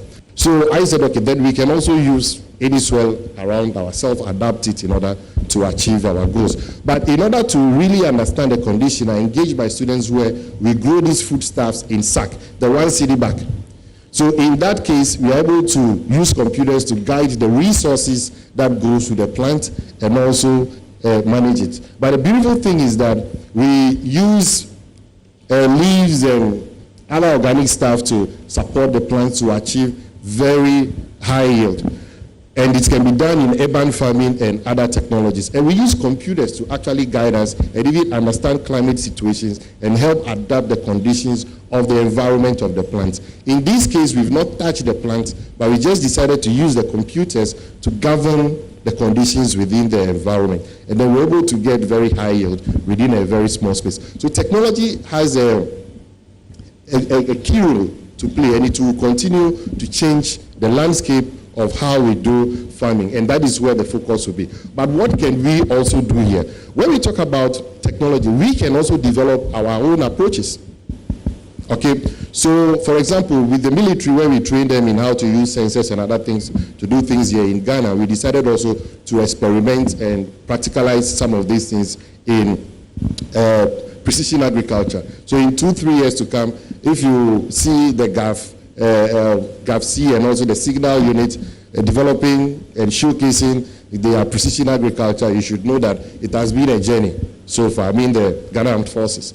So these are some of the things that we can also do in order to contribute, and we can develop these technologies locally. without actually looking for other external, because our conditions are different from their conditions, and we have to understand our environment and develop the technologies that we have to build in order to preserve our food. Even whether it's in a rural area, you don't have to think of how you can send maybe some complex technology there. We have to learn to develop our own technology that can be used to preserve these foods to a particular degree. And also, I will advise government that it's not about agriculture per se. We have to look at other things that support the agriculture sector. For example, we have a lot of people who read geography, some geology, and stuff like that. We need to have a database of all types of soil and stuff like that, so that we can use these computers to advise us as to where to plant, what to plant, if we understand a particular plant characteristics, making it easy. We can also integrate based on rates of farming, movement of people in a geographical area, and today it's easy to know how people are moving based on mobile phone characteristics. If you have a lot of mobile phone hooked up onto a base station, and you realize these mobile phones move within a network in a particular way, then you can know the kind of, and you have Ghana card, so you can know the kind of people that are moving within these geographical areas and the kind of activities that they do. So if it is agriculture and then they produce heavy food, these data sets within the system should inform Ministry of Transport as to what kind of road they can construct in order to accommodate heavy trucks and other things that transport food, so that they will not do the road and it's a short time, it will get spoiled. So other data sets can be used to guide farming. And also within the banking sector, based on how you look at the performance of production of certain things, you can now find and assist certain approaches of farming within certain areas, knowing very well that when you give out the loans, you are going to get your money back. So connectivity of these data sets and stuff like that help drive growth. And also it can inform a bank where to set up what kind of branch and stuff like that. And also based on movement of people within networks and stuff like that, you can draw that degree of intelligence and use to inform which business can grow or whatever, because you know the characteristics of people that are moving and what they are doing. So, in order not to take much time, data itself is very useful. Either active data within the space of agriculture or passive data that doesn't have any direct link, all can come together to support this growth. Thank you. Thank you. I like that. So, I mean, just briefly, I mean, when you say you use computer to grow these plants, what do you mean? How do you do that? Okay, so, for example, where we are, we have satellite technology out there that can, based on the movement of the clouds, can tell you that it will rain here or it will not rain here. And you can also forecast the humidity and other things of the environment in which you are farming. So if the computers are connected and they are supposed to water the plants, and you are doing it in open space, you will know that you don't need to water the plants during that time because it's going to rain. And based on the nature of rain that is coming to fall, you can estimate the effect even on the plant. And then when you put water, based on the soil you are using, when you put water at the top, you can, based on the amount of water, you can see the flow and how the soil soaks the water in terms of how it moves through the system. You can also further use computers to model this. So when it's about to rain, you can estimate how much effect even on the rain that will be on the side of the roots in terms of draining down the manure. Because the plant doesn't like too much water. You cannot give a particular plant water beyond what it can take. Sure. So you have to understand the nature of the soil, amount of rain that is coming, and also even the amount of water you have to give to these plants. And at the same time, in terms of resources that are around the plant. So you have sensors there in the soil that gives you this information from the soil, and also information around the soil. Now somebody will be like, do you have to deploy these sensors across? No. You can deploy the sensors at just very few locations and assume that the rest have the same characteristics. So the computer used that sample set in order to control the rest. Okay. Yes, so those approaches can be used even in rural sectors. And we have edge computing. So you don't necessarily need to depend on cloud resources or internet in order to get some of these things working. Based on edge computing, the computers at the edge can reason and perform certain activities on their own.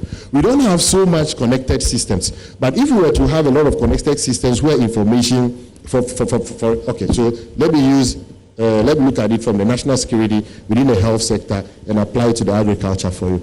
So if somebody visits a particular hospital and they are reporting or they are being diagnosed of certain things, maybe it's common in a particular region and it's common in another region also, maybe in a day have about 10 of those reports, the following day 30, then there should be a surveillance alarm. But no, something is happening. Maybe either food poisoning or whatever. There have been situations where people have food poisoning, or maybe something may be happening. It triggers the system. We need such systems also within the agriculture sector.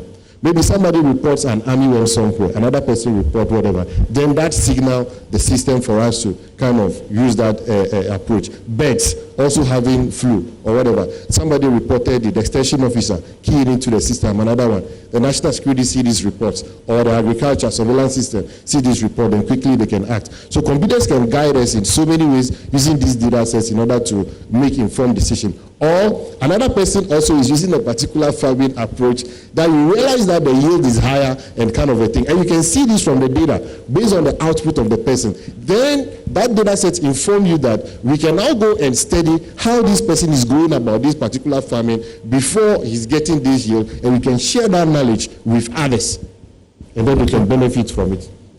Yeah, thank you very, very much. A huge round of applause for him.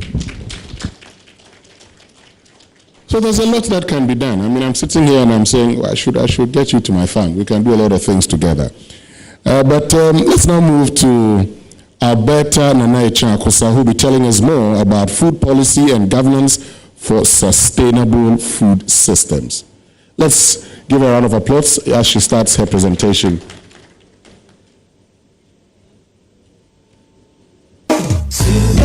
Morning Show. Hello. Good morning. Oh, good morning. Good morning. You are talking about food, and I think we started, we didn't pray, but we started eating. Oh, yes. Yes. We prayed individually. Anyway, I think the conversation on food is never ending.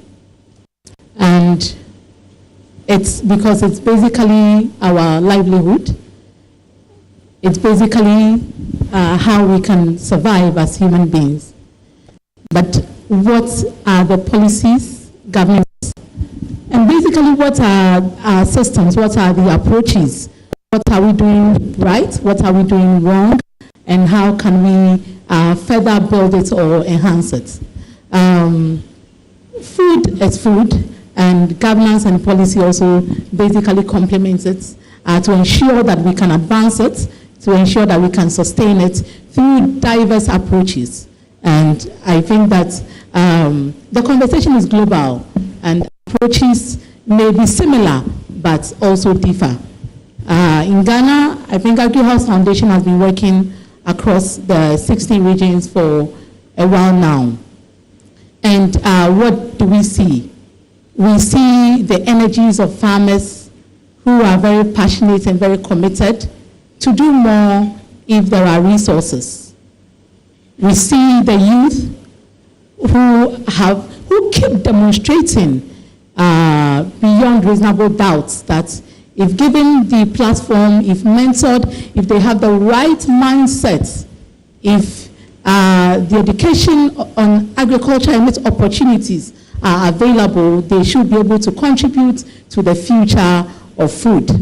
And today I'm happy we have most of our youth here because AgriHouse Foundation is working on our annual boot camp, which brings agri-colleges and farm institutes together. So at the back end, you see the students from Kwada, Soda, Mango, Fair River, Aswanzi, Ejura, all here for the boot camp. And we believe that this is also a right representation for them if we want to look at the future of food and where the place or the position that they play or the role they can play to contribute to development or to contribute to sustainability. So across the country, realize that, we are talking about sustainability. always, it's not like we don't even know. I mean, everybody here is talking about different approaches. So we know what we need to do.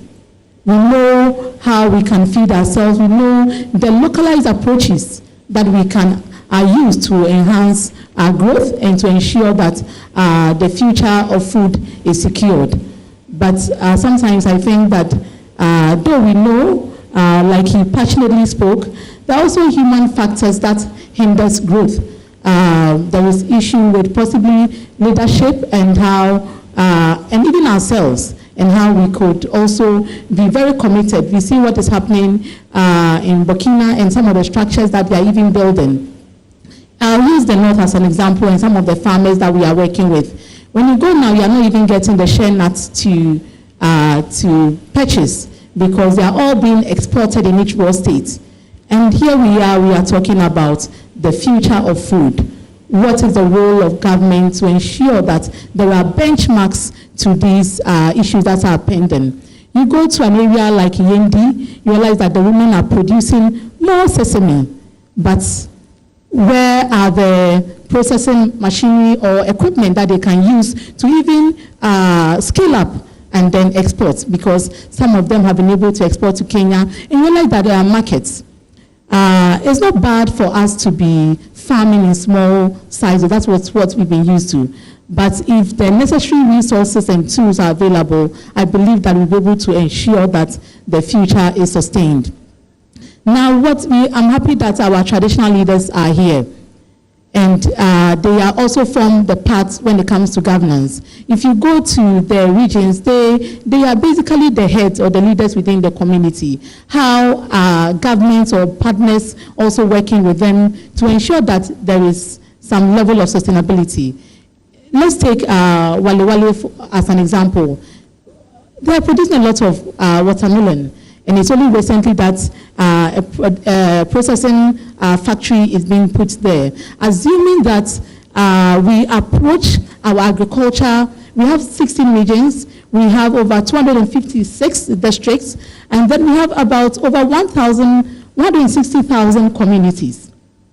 Assuming that we look at what can do best in every region and we focus on it, I believe that we can grow and we can sustain the future of food. But even in the last 38 years, Ghana hasn't had any agric census. So there is data that very scanty. There is no research, or research is done, but the documents are left and then nothing is done with it. So we sometimes invest in it, we sometimes not invest in it. So we end up having partners on board or international donors, or we sign bilateral agreements where the upper hand goes to the party that is investing. But if we come back to our regions, for instance, what can we do best in Ashanti region? Can we look at what can grow best, and then, or even when it comes to animal production, which is an area that is often neglected, what can we do to ensure that the conversation on livestock is also in tandem with crop sector? If we look at each region and what can be produced, then we can look at how we can industrialize it and then create jobs. Because we can't talk about sustainability and leave out job creation. If we focus on Ashanti region, this is what we can do, go there, this is what can do best there, what do we need? Can we then work on our roads? Can we then work on our markets? Can we then see how we can export? Then we are building communities or regions that are stronger, that are resilient, that can be sustainable, and that we can have our farmers well sustained and the practices also well sustained. So we could be talking about applications like Prof said. We could talk about so many things, but I believe it's time we look at the structures, what can do best in each region, and we take it one at a time, and then we can further develop our country one at a time. It can take time, but that is how Brazil did it. If you look at also the structure of even Brazil and what we import to Ghana, is different, or what they import to Africa is different from what they even consume within their country. So theirs is built such that, or from the little I know, theirs is built such that some of the states are basically like set up to export or to grow to export, while some also are set up to be consumed within the country, which comes to what we are consuming, and this can really affect our future or affect our health and affect our systems. Now, let's also look at our educational systems. We have Ohio Agri College here, Damango Agri. We are talking about the future of food, and education can be missing most of the times. What innovation, these young ones have great innovations. How do we bring them to the table to also contribute to such conversations? If you are talking about food sustainability, I believe they play a critical role and they are very, very key. Ohio had, like I will use a case of Ohio or some of the schools, most of them are not having any demonstration centers again. All the lands that they use for demonstration are now being used for real estate. And those that they are even using for their laboratories have been turned to dormitories. And this is a very stark state, and then we are talking about the future of food. The government introduces policies. Over the years, we've heard about planting for food and jobs, Operation Feed Yourself, Feed Ghana, and all that. And then it doesn't go with any advocacy. So we hear it once, and that is it. And then we don't even know when it's going to be implemented. Rearing for food and jobs like this, very brilliant concept, but got just missing within the system. Now, all these policies, I believe if they go with advocacy and it gets to the grassroots for the people who are the direct implementers or beneficiaries, we should be able to get somewhere. Because if you look at all these Operation Feed Yourself, planting for food and jobs, and all these that feed Ghana, they all boil under three areas: increasing productivity, and also decreasing imports, and also creating jobs. And where are we with this? How is advocacy complementing all these things? How is education complementing all these things? How long are we going to talk?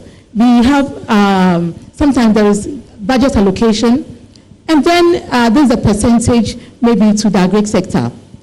Out of this 100% that has been allocated, realize that some of it has also come from donors. If it becomes like that, maybe the government will put in 30% and donors also put 70%. So if the donor hasn't added up, then it will be at a standstill. We are just stuck like that. Now, if they also add up, what is it used for? Realize that administrative budget is plenty. You go to a place and then a lot of V8 is packed for a project. A lot of pickups are packed. So I believe the issue of sustainability and the future of food is safe in our hands. But what practices, what approaches, what can we do? What are we doing now? And how can we really advance it if we really desire to? We have the people, we have the men, we have everything. But then we always talk about it. I think I'll talk about this declaration. I think it's a Malipo Declaration in 2003, which also said that every African country or every country should dedicate about 10% to agri development. To date, we've not been able to do that. So the issue of sustainability is a full cycle. What is the role of our farmers? Where are they now? Do they have the needed resources? Do we even have the data of what can grow best in an area that we can really focus on it? The role of our queen mothers, of our chiefs. Are we giving out the lands all for galamsey? Now some of our farmers are even trading their lands for galamsey because it does better for them. So they can trade it for like 6 months and get to about 70,000 Ghana cedis, and then they wait. And now they have to wait to work on the land again. It's a big issue. I spoke about share. I think just 3-4 years ago, share at 25 kg was just 750. Now, share at 25 kg is 8,000 Ghana cedis. Wow. So our situation is very sad. Very sad. And so if you're talking about the future of food, I think that advocacy plays a role. Discipline, leadership plays a critical role. Continuity. A government comes with a sound policy and realize that is manifesto driven, because the minute they go, oh, it's not good, let's abolish it, let's do another one. So there is no continuity. So how can we talk about sustainability when there is no continuity? So our states can do better. I believe that, Africa is passionate. We can feed ourselves, really. But our situation is, I think it's more of mindsets. And that is really hindering us. So we can have these conversations over and over again. If we don't change our mindset, if we don't use project money to buy only cars and then we sit up and do something, I believe we can be talking about this and it will not really go anywhere. But I believe there are solutions, and we know the solutions. Okay. And the solutions lies in primarily also having the right mindset to approach these issues. This is a sure way that we can build and sustain the future of food. Thank you so much, Alberta Akoto, who is food policy, who's with the Agri-House Foundation, and she's been speaking on food policy and governance for sustainable food systems. Great. So I promised that I wasn't going to ask a lot of questions. I'll stick to the promise. So it's now the turn of those of you who are in here with us, the participants. Please, if you have a question, just show by hand. We'll get a microphone to you, and once we get a microphone to you, you'll be able to ask your questions. I think we'll pick 3 questions at a time, and then we'll get to the panelists. We have some 20 minutes to go. Please make your questions brief. One question, so that more people can ask questions. I beg you, one question. If you want to make a comment, please make it brief so that others can also have the opportunity. Please, let's go. You tell us your name, the institution you're coming from, and then you go ahead with your question or comment. One question, brief comments. Thank you very much. Okay, so where are we starting from? Please, let's go ahead.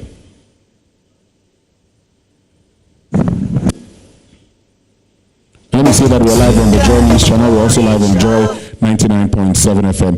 Please go ahead.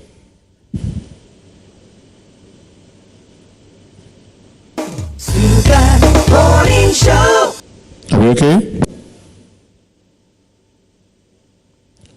Okay, okay.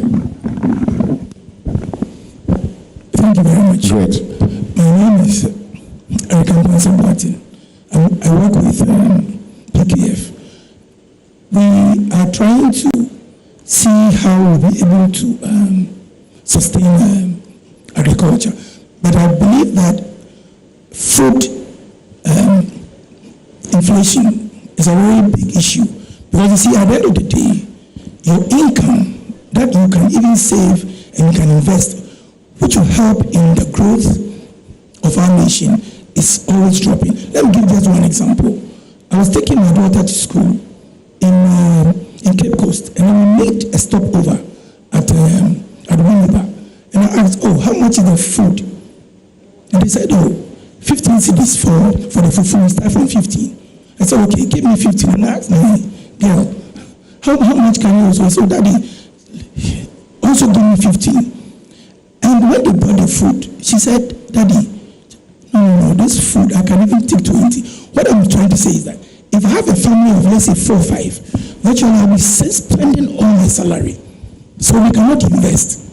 And that is a very serious thing. I'm wondering how we'll be able to sustain what? The galamsey, the corruption. No, we have a long way to go. Thank you. Thank you very much. Okay, I think there's a hand. Okay.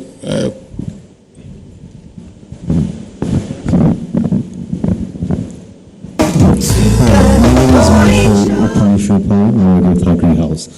My question goes to Prof. when he spoke about... There are 2 professors here, so... Okay, is it Prof. Achu? Okay. When he spoke about the absentee farming. Okay. We have a lot of people who would want to get into agriculture. We have a lot of people doing other stuff. But he seemed to dismiss absentee farming. And I know about contract farming and all the rest. Is there a way out? Okay. Thank you very much. I think there's a hand there. Let's please get to him.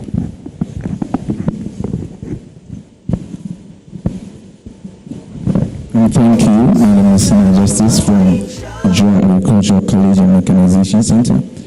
I would concur with what Mrs. Alberta made mention that we need to work on our mindset when it comes to agriculture.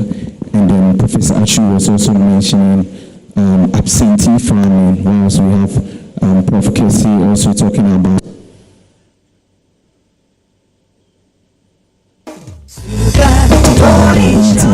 so I believe that in Ghana we have to start thinking about working smart and not working hard. And even if you want to work smart, you need to work harder to be smart enough. So my question goes like this: how do we then change the mindsets of the individuals? I'm surrounded by a lot of youth, so I would like to leverage on that and then have an impact on the friends around me, and also begin from there. My friends can also impact on the others, how we change our mindsets with regards to agriculture. Thank you. Thank you very much. Yes, just that table, you could have just given it to them. Yes, so just finish that table. We'll come back around again for the next set of questions. Yeah. Please go ahead.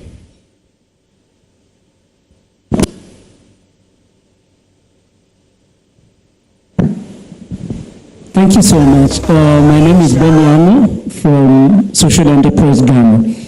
So I'm just following the conversation, and if you see, the conversation is on the supply side of food. And even if you see the policies that we have said, over the years, it has always been looking at the farmer, the supply side. We have never thought about, what about the demand side of food? We've been told that worldwide, 12 species of plants contribute to our food, and 5 animal species are the one. So can we now think that in the future, will the consumers of this food change their diets? Are we now looking at a time where food wastage will not be there, where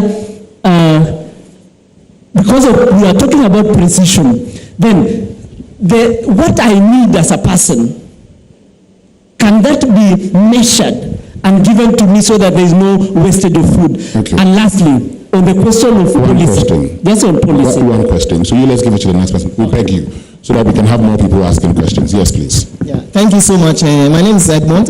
Madam Alberta, thanks for the input. Based on your experience with schools and in the areas that you go to, based on the problems that you've identified, what do you think should be the recommendation to maybe the Ministry of Education or the Ministry of Agric to be able to help change the conditions or the situation that you've seen in the various academic institutions? Thank you. Thank you very much. So let's get to the panelists for answers. Joe Paddy, I see you. I'll get back to you.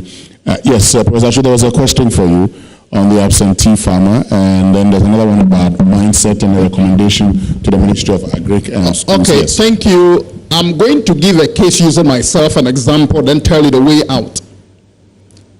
I am fully employed in Accra here. I said, okay, I want to farm.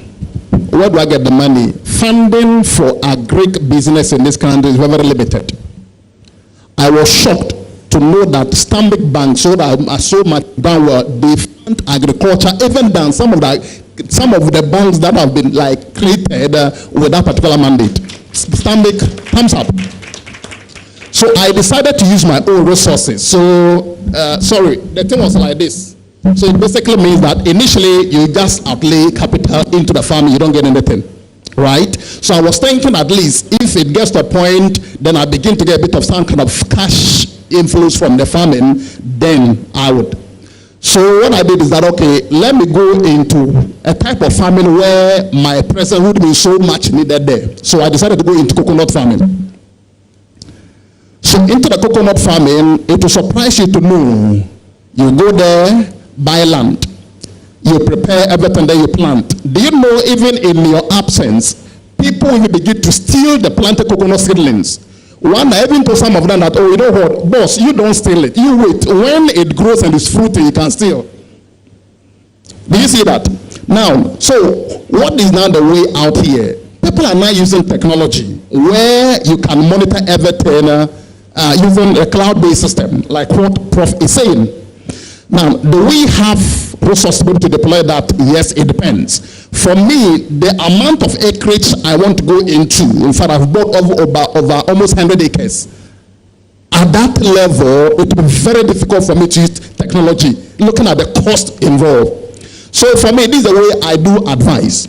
What you can basically do is that the 3 crops at times initially may be a bit manageable than the crops like vegetables. For vegetables, they are very short term. Then almost every other day or every 3 days, you can go inward and then harvest. So I will advise you, if you want to go into 3 crops, one is absentee, at least we can be able to moderate it a bit. So even if it's weekly, if you can only go there once, fine.